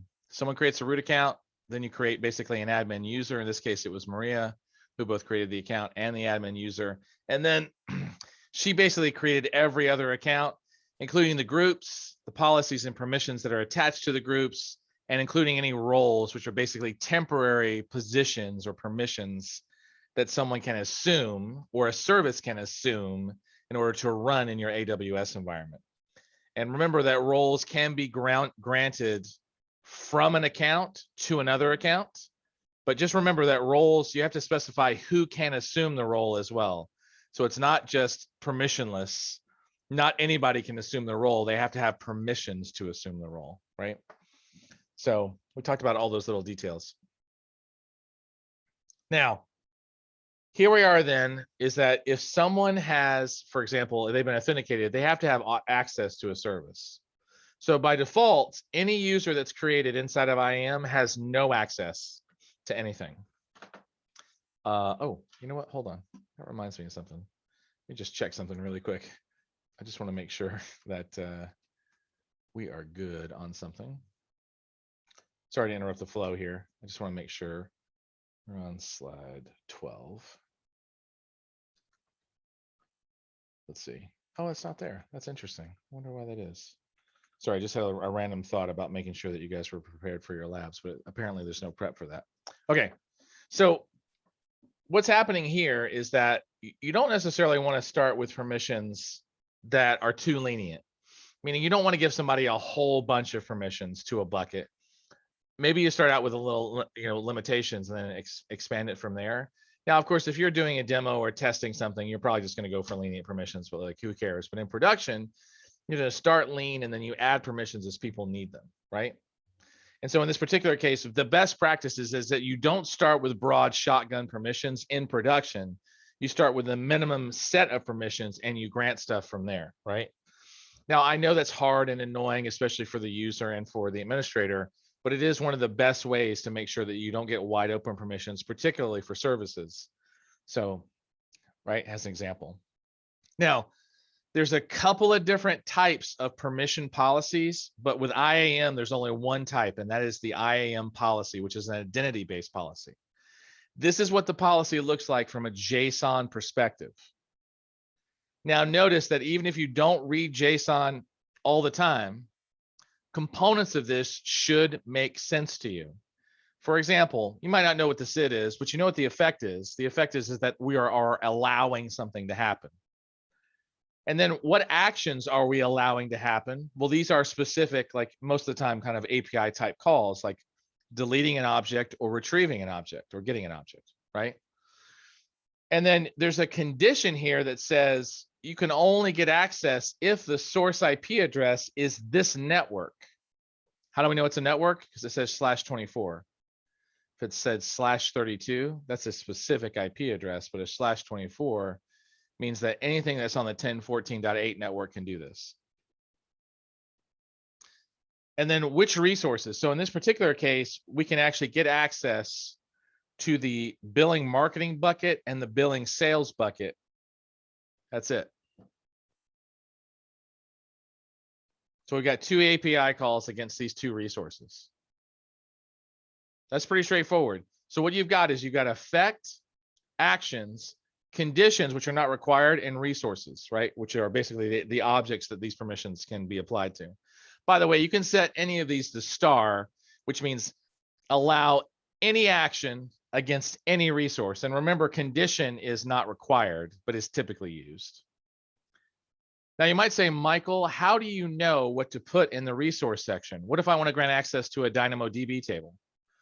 Well, this is where Amazon resource names come in, or also known as ARNs.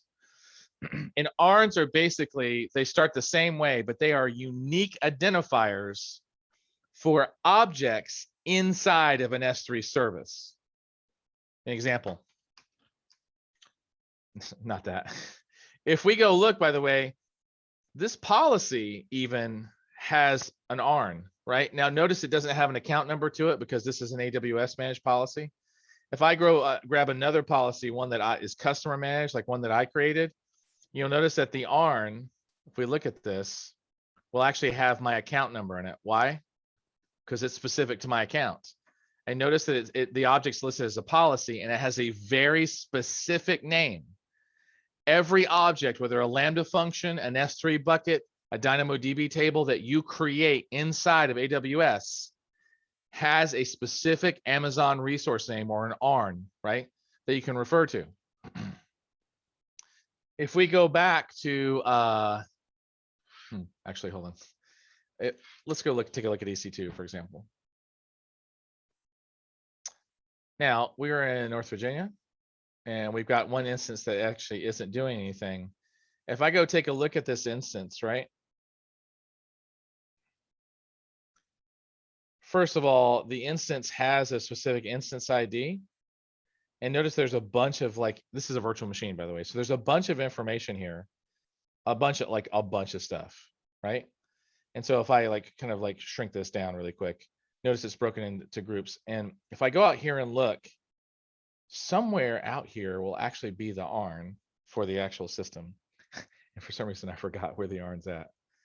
So I'm literally losing my mind over here. But the instance ID, see this long instance ID right here? If I put EC2/ and then put instance ID, I get on an ARN name with EC2 in there, that will actually define it. Let's pick a better one since I'm obviously having, my brain is melting. So let's pick DynamoDB and see if there's a table out here.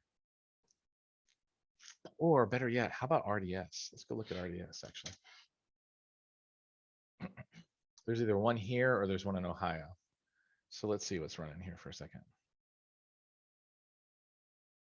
Is there one here? No, let's go switch to Ohio and see if there's one there.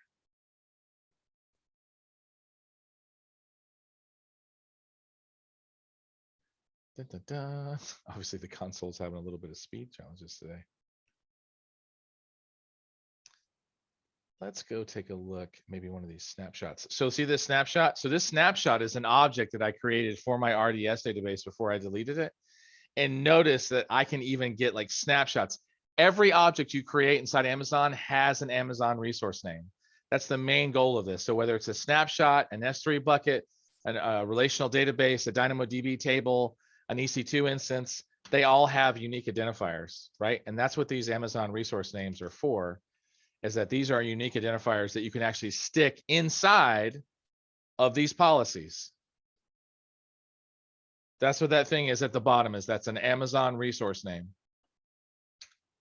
How do you find them? You can retrieve them off the command line, or as you can see, they're typically in the console, although for EC2, I can't remember where it's at for some reason. Notice, by the way, that just because you declare a bucket has accessible doesn't mean that you get access to the contents of the bucket. It's actually considered two distinct sets of permissions. Just one little caveat about S3. See that /* at the very bottom there? That's different than these two guys. These two guys are only declaring things about the bucket. You also have to declare the contents of the bucket as well. I know it sounds weird, but it's two distinct sets of permissions. There's the bucket itself and the content inside the bucket. Whoa, that's not what I wanted. Let's go back for a second. Okay. Okay, so here we are. We declared a policy. We talked about Amazon resource names and then permissions types. Okay, so with IAM, you typically use identity-based permissions, which is literally this file we were just looking at. This file format can also be used for resource-based permissions. Resource-based permissions are attached to a service, like a resource, like a bucket or SNS. Just to say this, resource-based permissions are deprecating, right? So things like S3, SQS, SNS, OpsWorks, these are services that existed prior to IAM, and they are the only services that support resource-based permissions. Now, don't get me wrong, EC2 existed prior to that as well, but EC2 doesn't support resource-based permissions. So resource-based permissions do things like read, write lists, for certain resources. And when you define them, let's just do a quick comparison. The one on the left is the type of identity-based policies that we've been defining.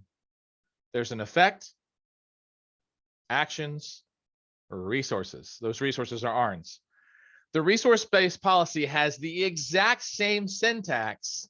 The only distinction that makes this different is that one is attached to the service and not to a user or a group or a role. And the other thing is that look at this. See this principle? That principle could be an entire account. That could be an entire user ID. The point being is that that's the real distinction. And so this whole thing would be attached to an S3 bucket. And then basically what it says is it would allow a user or a certain role access to that bucket. So on the left-hand side, an identity-based policy is attached to either a user, a group, or a role. A resource-based policy is attached to a resource like a service. So an S3 bucket, you know, an SNS topic, an SQS queue. Just to say this, most of the time you do not use resource-based policies. S3 is probably the only exception because there's some things you can only do in resource-based policies. But for the most part, all you need to know is identity-based policies. Resource-based policies are 100% the exception. Okay. Any questions about that?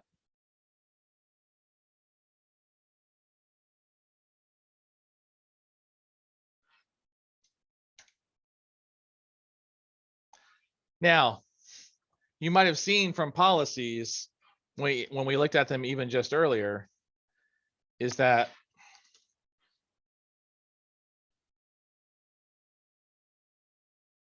there are different types of policies out here. There's customer managed policies, there's AWS managed policies. The AWS managed policies tend to be on 3 levels: administrator full access rights, power user rights, and read-only rights.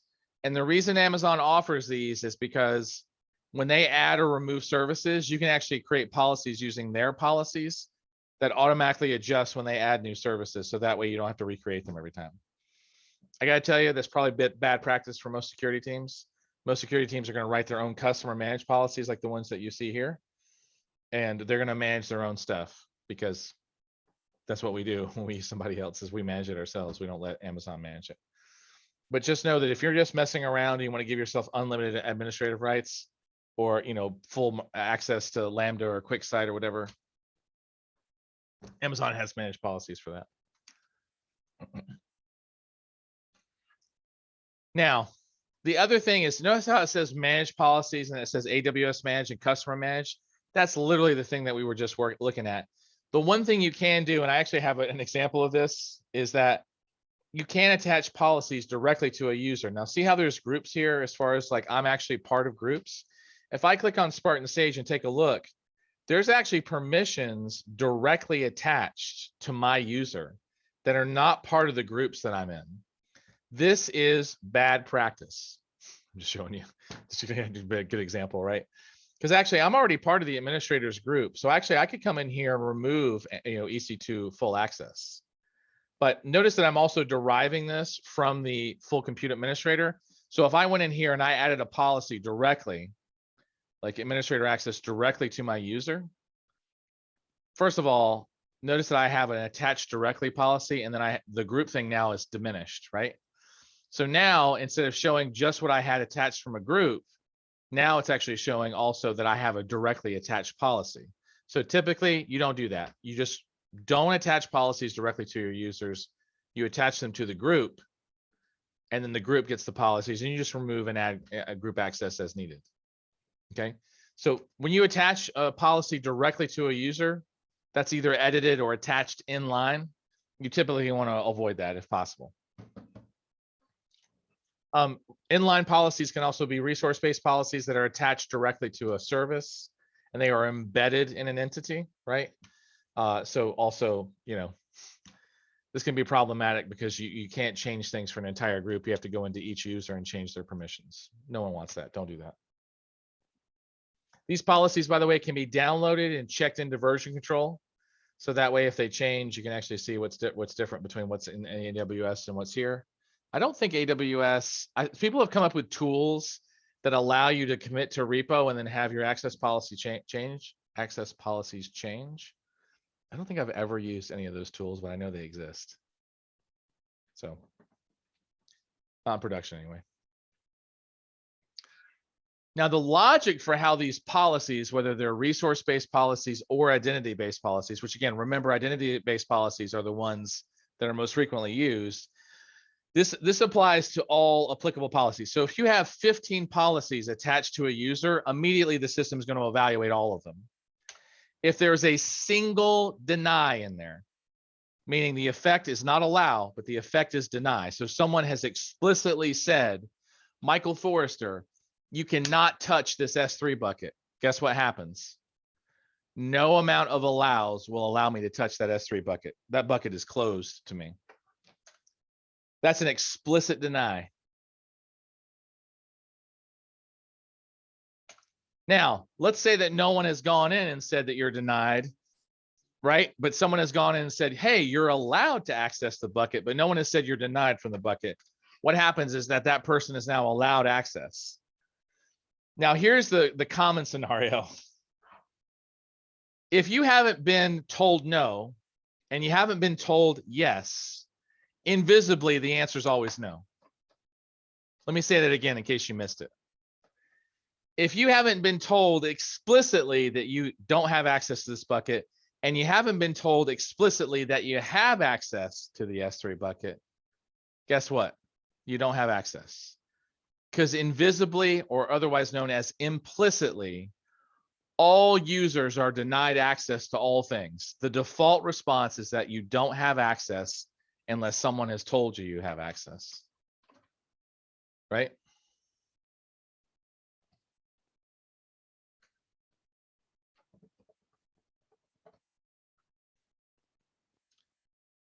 So here we are, and I want you to take a look at these two policies here. The top one is an allow for anything in S3 and DynamoDB, except it has specific resources. So there's a specific DynamoDB table and a specific notes web bucket and the contents of an MP3 bucket. And then notice this, is there's a deny effect that says you are denied access to everything else that is not the resources that we literally just defined above. First of all, just know that people do not do this. You know why? Because it's unnecessary. You don't need to put a deny because you're already invisibly denied access to everything. But what that does do is it prevents anybody from granting you access to anything else other than this, which quite frankly is kind of a nightmare for an administrator.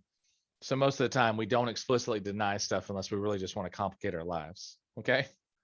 Now, if we keep looking, this gives users access to a specific DynamoDB table, these specific Amazon S3 buckets. Why would you use the second statement, right? And basically,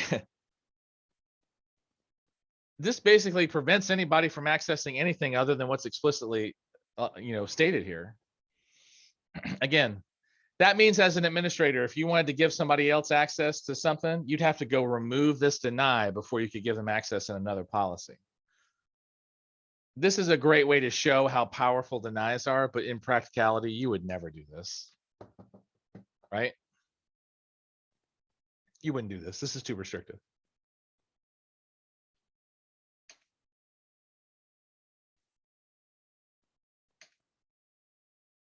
So then the real question is that are user accounts always needed? Like, what if someone just needs special privileges? What if the identity is like a corporate, like Active Directory, or it's a corporate LDAP provider like ForgeRock or something along those lines? What if it was a web identity provider like Google or not AWS, Google or Facebook or somebody? Can we actually give temporary access to a service or an application? Does everybody actually need a username and password in every single account? And of course, the answer is no, because we talked about this already. This is where roles come in. If you are part of a 50 account organization, same company, and you got to audit a bunch of other accounts, this is a perfect reason to use roles, right? And I don't know why the root account is listed there, because quite frankly, you shouldn't be using the root account. So I don't know what that's listed there for. That's just confusing. Right. Okay. So remember, we talked about roles. Roles are where you assume permissions, but you don't compromise your username and password. So this allows you to change your assumed permissions with a bunch of different accounts, and you don't have to change your username and password. It's really good, actually. All right, questions thus far?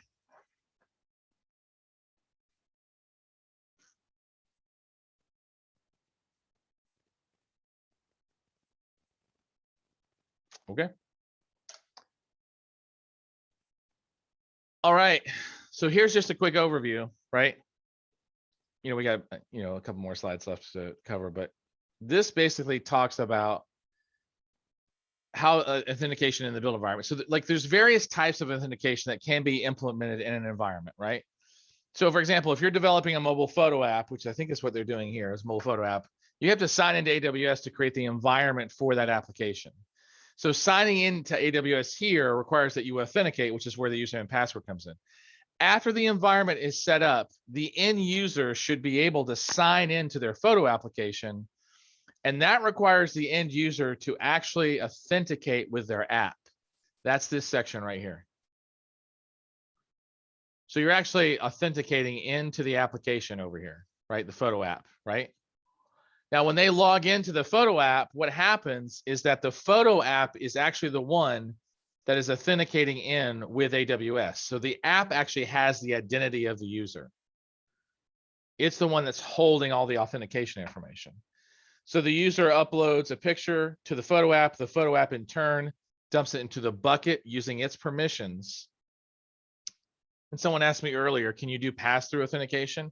Yes, if the user submits a username and password, or you can use a service called Cognito, which will actually do translation for you as far as pass-through goes.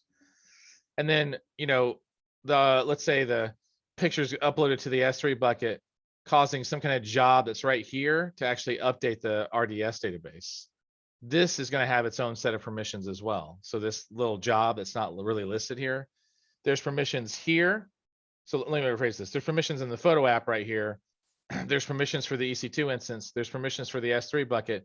There's permissions for whatever this hidden app is here that's actually accessing RDS. So there's permissions abound, right? Permissions all over the place. What does S3 have permissions to trigger? What is this little guy that's hidden down here that's talking to the database? What does it have permissions to do? What does this EC2 instance have permissions to do? What does this photo app have permissions to do? All of these have to have permissions, allowing them to do the things to AWS that they want to do, because they're all part of the chain. So all of these need some kind of identity. Now, there are services that orchestrate all this for you, but just know figuring that out is a big part of a lot of the auth services inside of AWS, okay?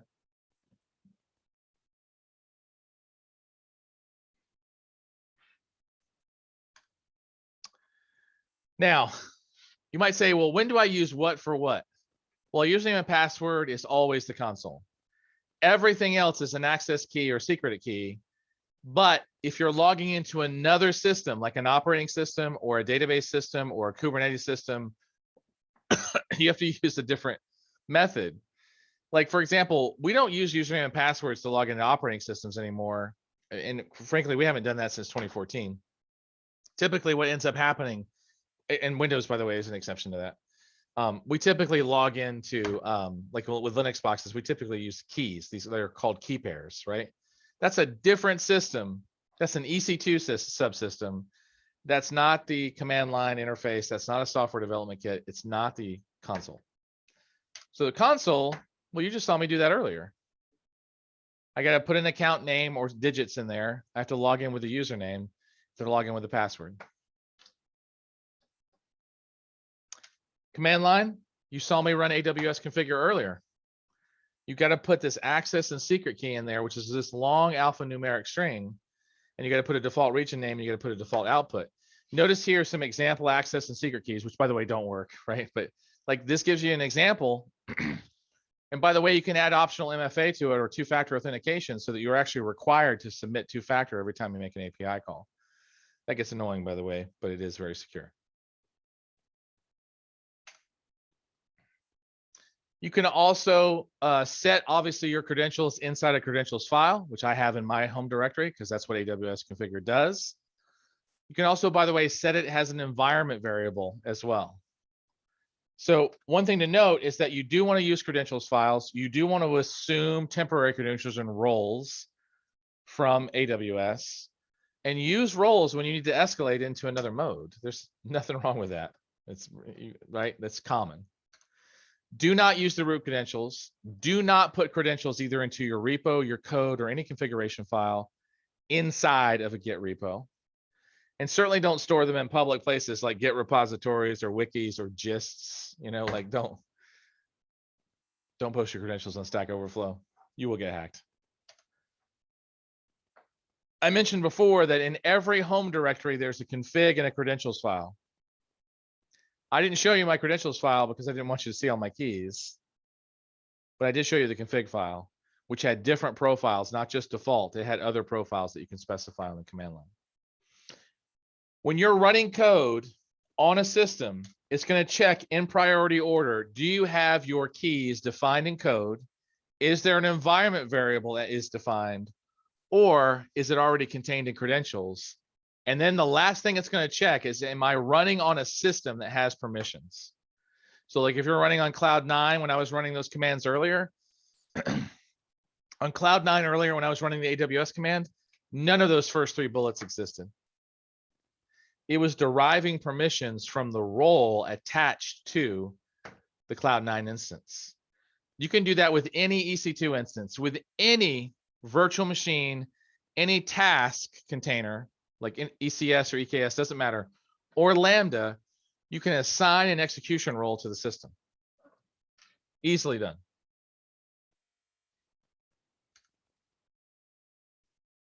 Now, when you use the SDK, much like it does when you actually decide to log in or you decide to use a task manager, it is going to sign every single request that you sent, right?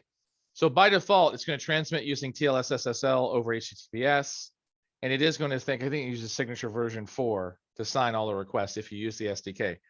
If you decide to roll your own, you're going to have to figure all that out yourself, right? But just know that everything has to be signed and encrypted when you submit it to Amazon. So either use the SDK to make your API calls, or if you feel comfortable figuring that all out yourself, you can. Okay.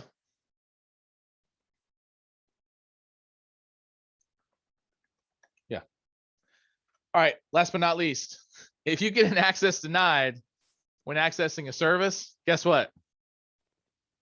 That means that you don't have the right permissions, right? So, and if there's conditions attached to those permissions, make sure you meet those conditions. If it says come from this IP address, you might look like you're coming from another IP address, right? So, problematic. Verify that if there's no resource policies that are attached to the system that are preventing you to get it from getting access. Note that there's only like 5 services that have resource-based policies. So typically it's an IAM permission problem if things aren't working. Okay. If you're getting access denied, it means you don't have permissions to it. All right, here's a little knowledge check. Here's the check. A user with an access key and a secret access key can sign in to the AWS management console. Is that true? Is that what we use to sign into a console?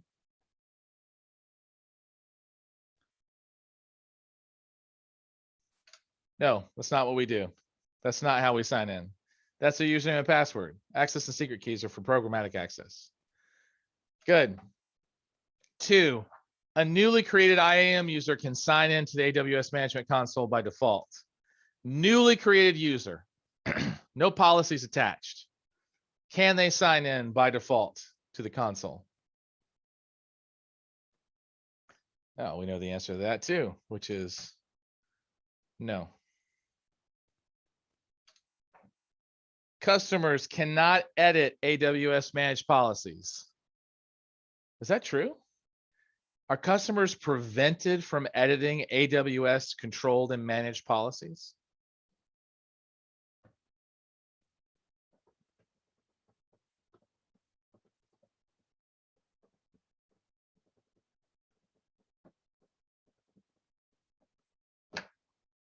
So that's actually true, is that you can't edit AWS managed policies. If you want to create a copy of that policy and then edit it and that becomes a customer managed policy, you can do that. But if AWS is controlling the policy, you can't do anything with it. Don't worry about that, right? Just let that go. Make your own policy. 4, the most secure location to store credentials is in a properties file with the code in a Git repo. Is that true or false? Kind of like beach balled that one up. I don't even play baseball, right? That's false. Certainly not in a properties file in the code in a repository. That would be a bad idea. Let's see, an IAM user account is required to access AWS resources. Is a user account the only way to access AWS resources? Sorry, I didn't read that properly at first. Is a user account the only way to get access to AWS resources, right? So yeah, I see you guys got it. It's false. Don't get me wrong. You either need a user account or a role. You need a user or a role, and that user can be part of a group. The role can be part of a group, but you either need a user or a role in order to get access to Amazon resources. So like you can use Active Directory, but Active Directory is going to ride a role into AWS, right? You can use Google to federate, but that's going to federate across a role into AWS. Meaning that just because you hook Active Directory up to AWS doesn't mean that gives you any access at all. You have to assign roles from AWS onto those Active Directory groups. You want all of your Active Directory admins to have access to IAM, then put an admin role on that group inside of Active Directory. So the answer here is actually false, is that it's not just a user account. You can use roles to get access to AWS as well. All right, last one. An IAM user account is automatically created for the root account user. Does it automatically create an IAM user once you create your account?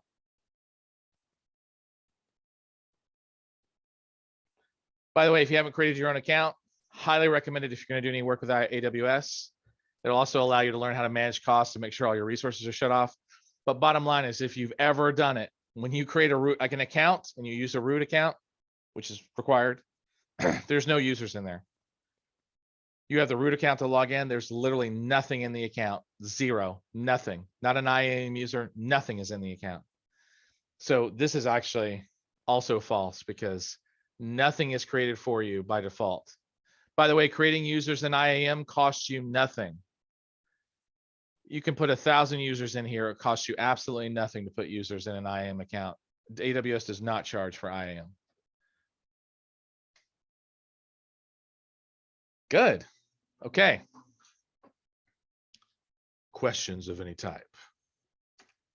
Any questions about any of that?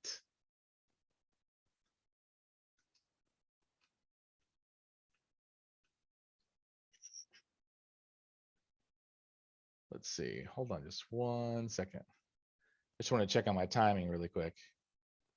There we go. Introduction to the lab, and then we're going to do lab 1. Okay, perfect. I just want to make sure I was like, oh, we're good. We're on time. All right, so let's get cracking on a lab really quick. Let me just check on this. There's all listed here. Labs are good. Did I open up the labs? Let's open up the labs. Lab 1. Let's pre-warm some labs. And so now what I'm going to do is I'm going to talk about the labs. Oh, wait, I got to activate it. Hold on. Let's try that again.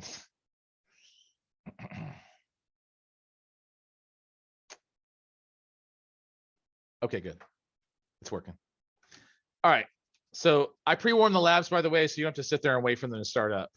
If by the way, if you go and do the labs and you hit start, by the way, it starts this timer.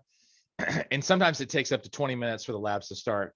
So I try to pre-warm the labs before you actually get to them, so you don't have to deal with all the craziness there, because it can get weird.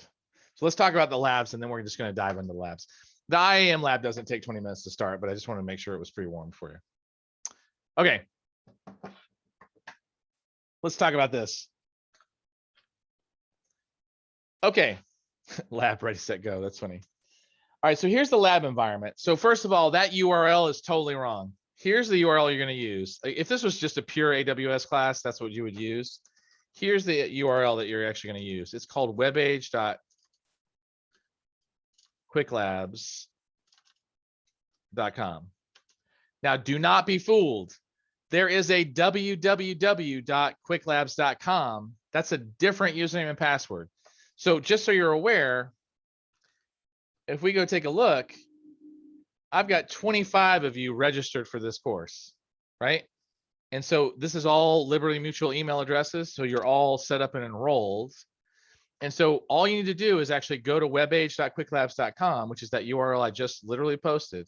And if you don't know your username and password, just click on forgot password. But you should have gotten an email from Quick Labs that says, welcome to your thing, right? Welcome to developing on AWS. And when you log in, on the left-hand side, it's going to say My Learnings. And when you click on My Learnings, it's going to bring up your class. And you're going to click on the class. Now, when you get into that class, please do me a favor and don't immediately hit the start button. See where it says Start Lab? Don't hit the start button yet. Just hold off for a second. Just bear with me for one moment. So at this point, I'm going to pause for a second. I just want everyone to log in to webage.quicklabs.com. You should have gotten an email. If you don't know your password or you didn't set it or you didn't verify it, all of that's required. And then when you get logged in, I'm going to check in just a second. I'm just going to give you just a few minutes of quiet to just focus and get logged into webage.quicklabs.com.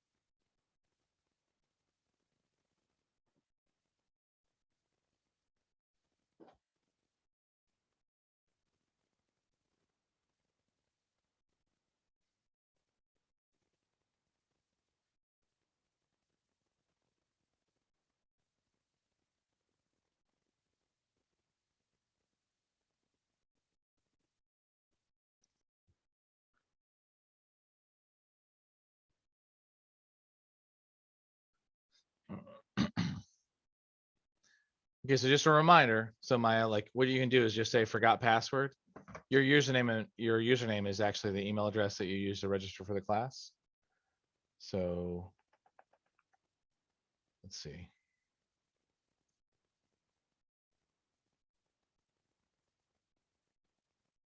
Maya, I think it's maybe that's it. I'm just going off a last name actually.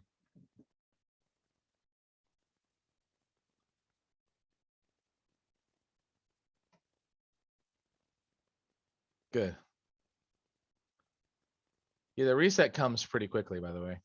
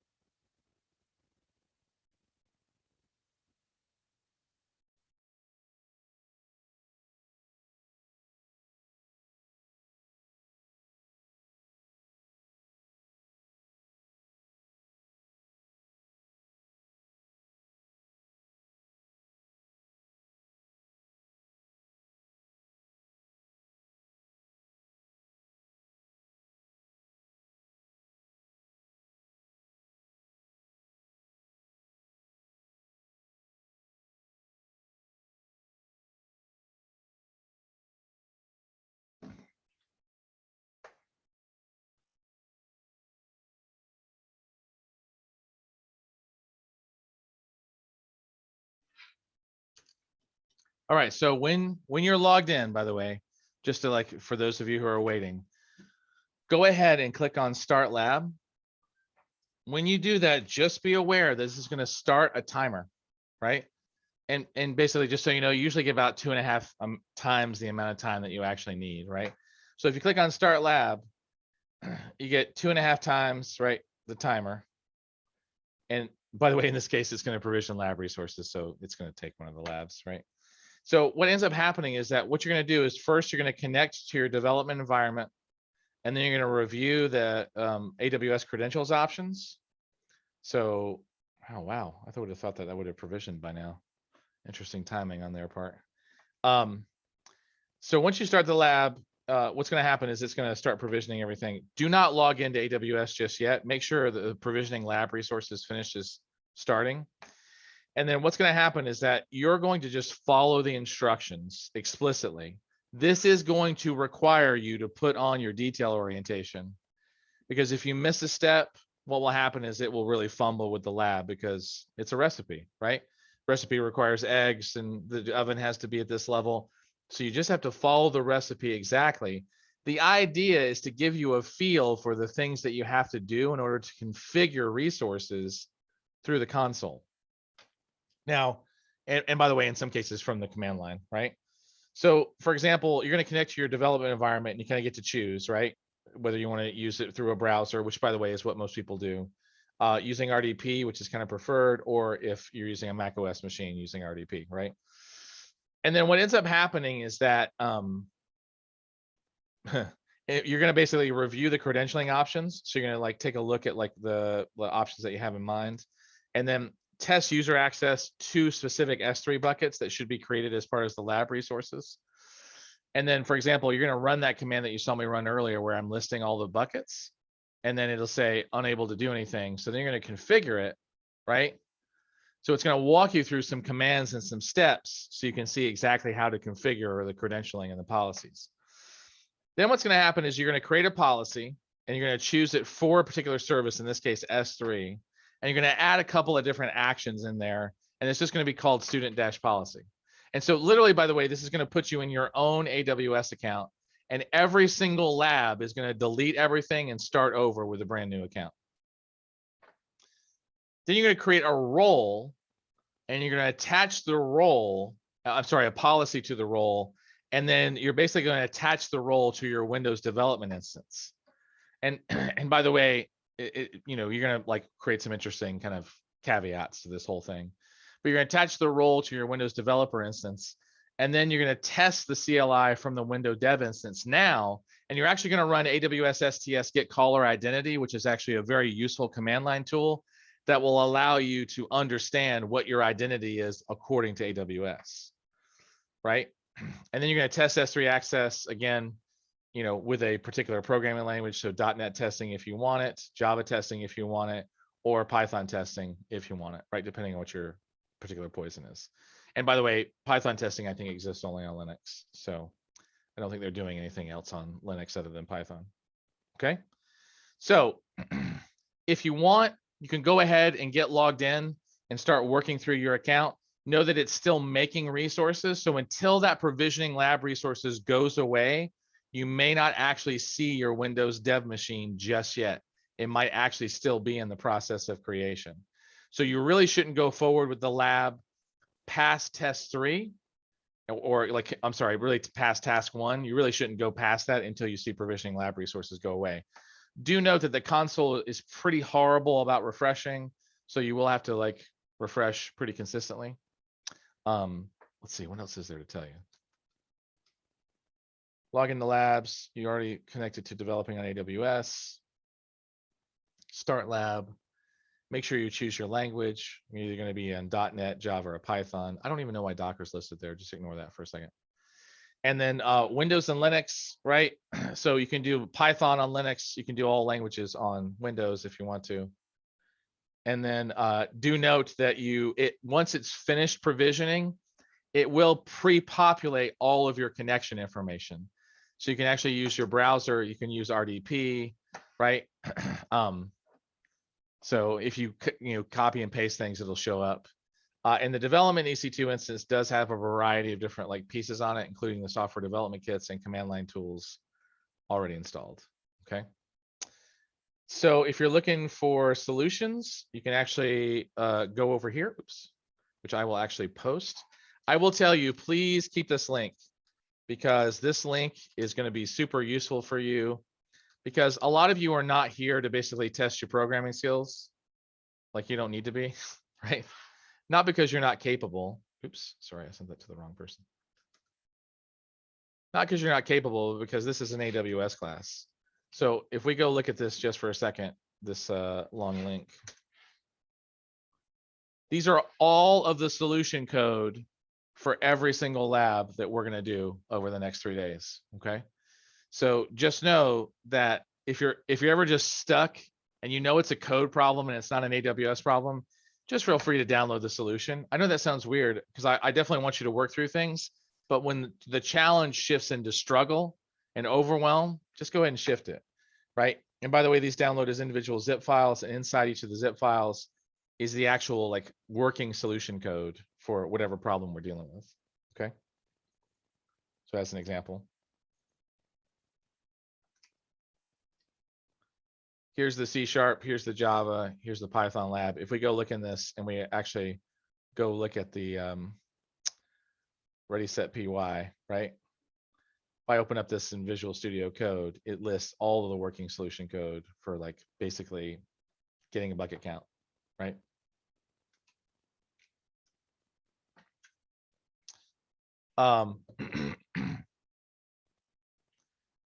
By the way, I set all the labs to US East 1. So by default, that should be our default region. If you see the console switch to another region or you don't see any objects, please check the console and make sure it's set to US East 1. Like I said, the console will change the region on you at random, which is just really strange. Our lab, again, is focused on you logging in, testing command line access, and basically creating access for yourself and then running some code. That's it. Just that simple. So usually we allocate about 45 minutes for this. So the plan is to check back in around 2:30 and then just continue on with class. So at this point, I say go forth and conquer. I haven't checked my system, but hopefully it says that it is done provisioning lab resources, but mine doesn't.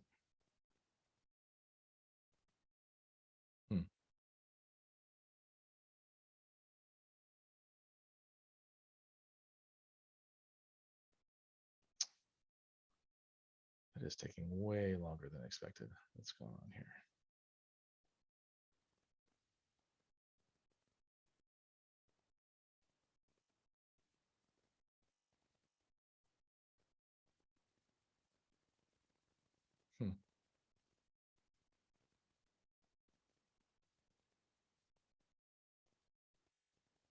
Interesting. Okay. Well, if you're still waiting for the provision lab resources, feel free to step away for a second, like for maybe like 5 or 10 minutes and just take a break, take a quick break. It should actually be done fairly quickly. So I'm not sure what the hang up is actually. It should have been done by the time I was talking.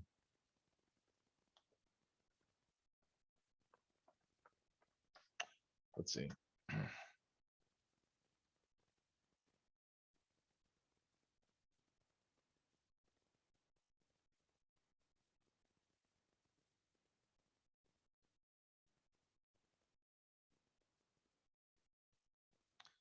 Okay. I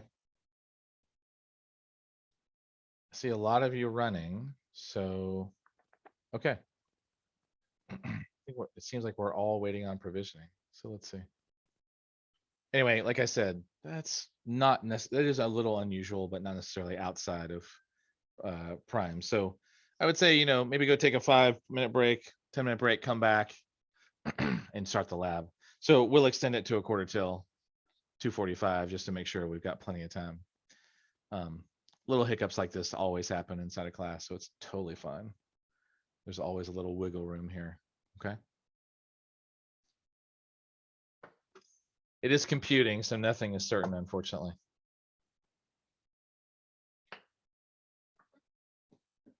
The only thing certainty is that there will be problems.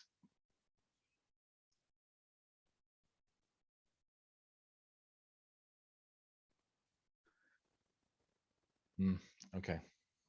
I have to re-record that thing.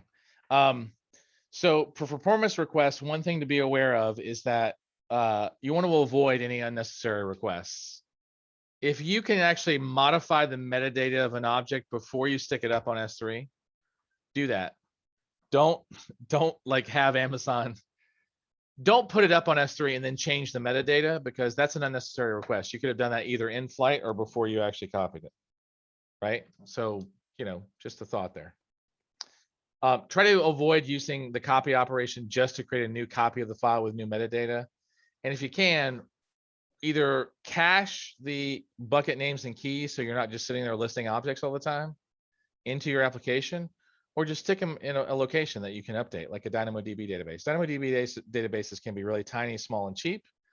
So just stick your metadata in DynamoDB, grab that instead of running list and query operations all the time against your S3 buckets. Don't, just save it.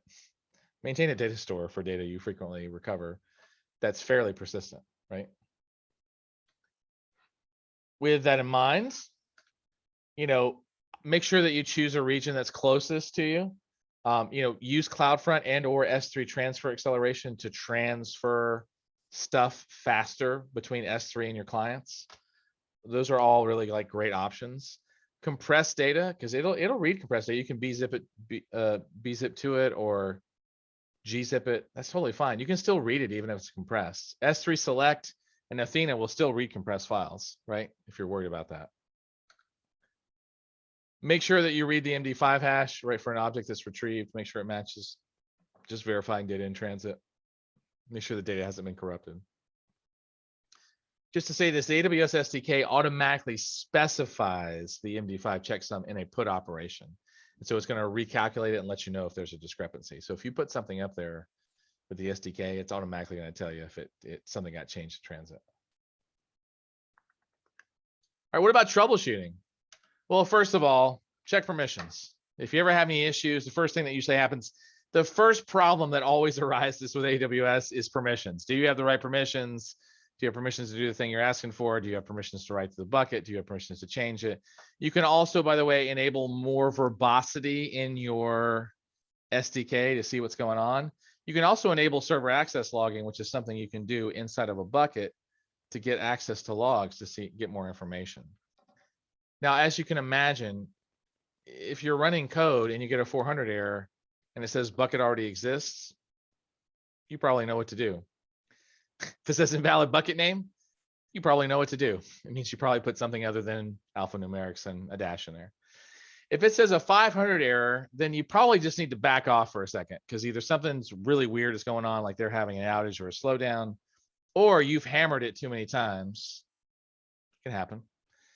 But regardless, the 500 error is going to be fairly descriptive, so it's going to tell you what's going on.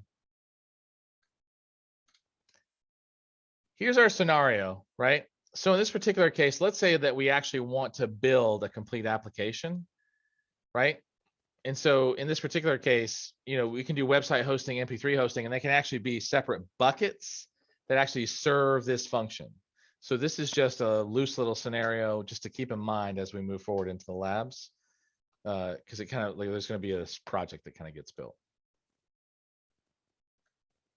Now, final knowledge check, and we're going to roll into our labs. True or false? Data is stored in S3 buckets as objects. An object can be any kind of file, such as text, video, photo, or any other binary format. Is that true or false? Did I say it could be any kind of file?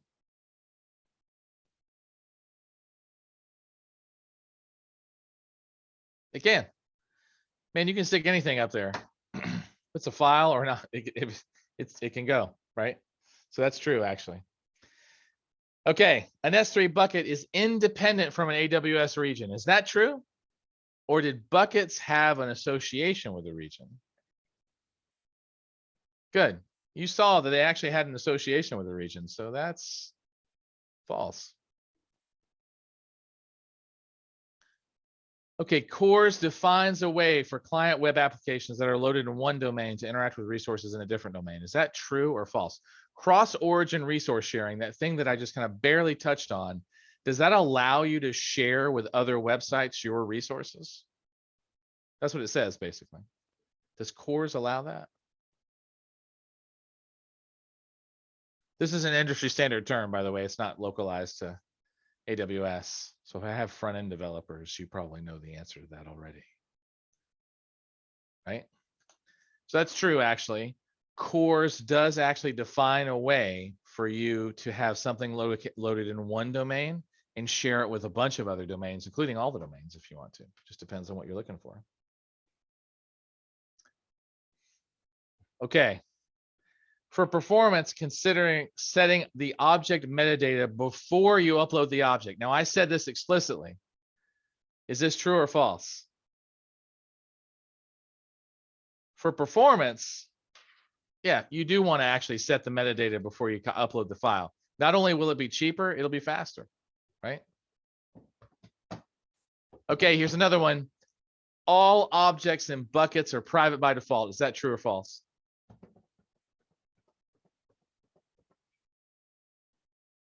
That is true. Good. Okay. Let's see, last one. Okay. Amazon S3 ACLs enable you to give full control at the object or bucket level and is configured through IAM. Is that true or false? Access control lists. Are they configured at the bucket level or are they configured at the IAM level? It's basically saying, hey, it's configured through IAM. Is that true or false? Good. Remember, IAM only deals with identity-based policies. ACLs and resource-based policies operate at the service level. So that's totally false. IAM is only about identity-based policies. Okay, so now we're on to our next lab, and let's do a little overview here. So you got a third-party application which drops a CSV formatted report into an S3 bucket. Another internal application needs to process this data, but can only process JSON formatted content. So you're going to develop an application that converts every file in the input bucket from CSV to JSON format. That's just a simple file conversion, right? Next, the application is going to upload the contents into an output bucket, and you will restrict access to converted files. And you're going to use some pre-signed URLs to restrict that access. You're going to encrypt the files, and you're going to add a contact person and user-defined metadata. That sounds like a lot, doesn't it? So you're going to use the SDK to do this. Just as a fair warning, if you are not a coder, because I've gotten some reflection back to me that you're not a coder, you are not going to want to do the coding in this lab, right? Just want to be frank about it. This is not a programming class. So if you do not know how to manipulate Java, Python, and .NET, which are your options, you're pretty much just going to like skim this lab for details. You're not going to be manipulating code, okay? Now, that being said, let's go take a look at the lab in detail. So this lab, by the way, is definitely pre-warmed. See how it says 24 labs pre-warmed already? I'm actually not going to start it because I don't want to take one of those pre-warmed labs. Notice here it says connect to your development environment. So the first thing you're going to do is, once again, you get a whole brand new development environment. So if you have any of the old browser tabs open, you want to close them before you start this lab. Close those tabs. You can keep your Quick Labs tabs open, but you want to close like this tab. Just close it out. Save yourself some pain. You're going to connect to your development environment once again. Again, Guacamole is recommended if RDP isn't working. And by the way, in most environments, RDP is variable. 1 minute it'll work, 1 minute it won't. Guacamole tends to always work. You're going to choose your environment, right? So .NET, Java, and Python on Windows. Although I always thought there was a, anyway, I'm just going to roll with that. So if you decide, for example, that you're going to do Python on Windows, right? That would be my language. You've got some skeleton code. You've also got the solution code from that URL that I posted earlier, right? So we've got the skeleton code there as well. You're going to be using VI or Nano to make edits to the files when steps like call for PyCharm, because you actually can work inside a Linux instance for Python if you want to. But if you're on Windows, just use PyCharm. It's not a big deal, right? So you're going to launch the PyCharm IDE. You don't import settings. You're going to follow all the instructions explicitly. And by the way, just know that the solution code is in there and is actually being called. So I don't think you really have to change anything if, like, from looking at this last week, if you actually want it to function, it'll function out of the box, right? You actually have to comment out the reference to the solutions code and then put your own code in there to test it out, right? So you're going to develop code to transform files and upload the particular output, right? You're going to open the data transformer PY in this particular case, create your, update the S3, create resource, replace the solution with your own code. So this is basically what you're going to do is you're just going to follow the instructions around creating the data transformer PY, creating the S3 object in the bucket, and then generate code to generate the pre-signed URLs as well, right? So all of this is in the solutions code as well, if you need it. There's also an optional challenge. This is totally optional for you to develop code to request server-side encryption and add the contact email to the user metadata. So just know that there's options for that as well if you want to add that in there, like extra arguments and pieces like that. Okay. That's it. That's just the Python version of the lab. Java pretty much follows the same suite. So does the .NET, and that's it. Remember that last challenge for server-side encryption and contact emails is optional. If you do decide to run this on Linux, you're kind of very much on your own as far as the editor goes. Make sure you're conversant in VI if you do that. Like that would be my favorite playground because I'm very conversant in VI.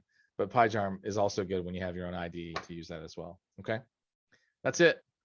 So here we are. Go ahead and get started. It is currently 3:45. We end at 4:30. I will hang around as long as I possibly can. I do have another class at 5 o'clock. So if we do run a little bit over, that's fine. But go ahead and get started and get connected.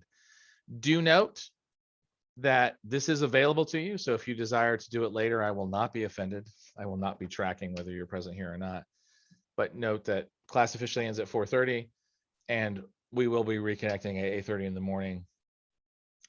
Moving on to DynamoDB, which is a NoSQL data store. Okay. Any questions? Excuse me, of any type.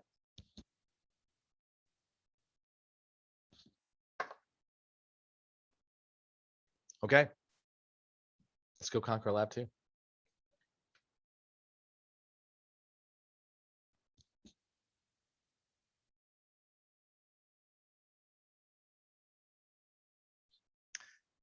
I am going to step away from the video camera for a second, but I will have my headset on. Just checking on my kid who just came home.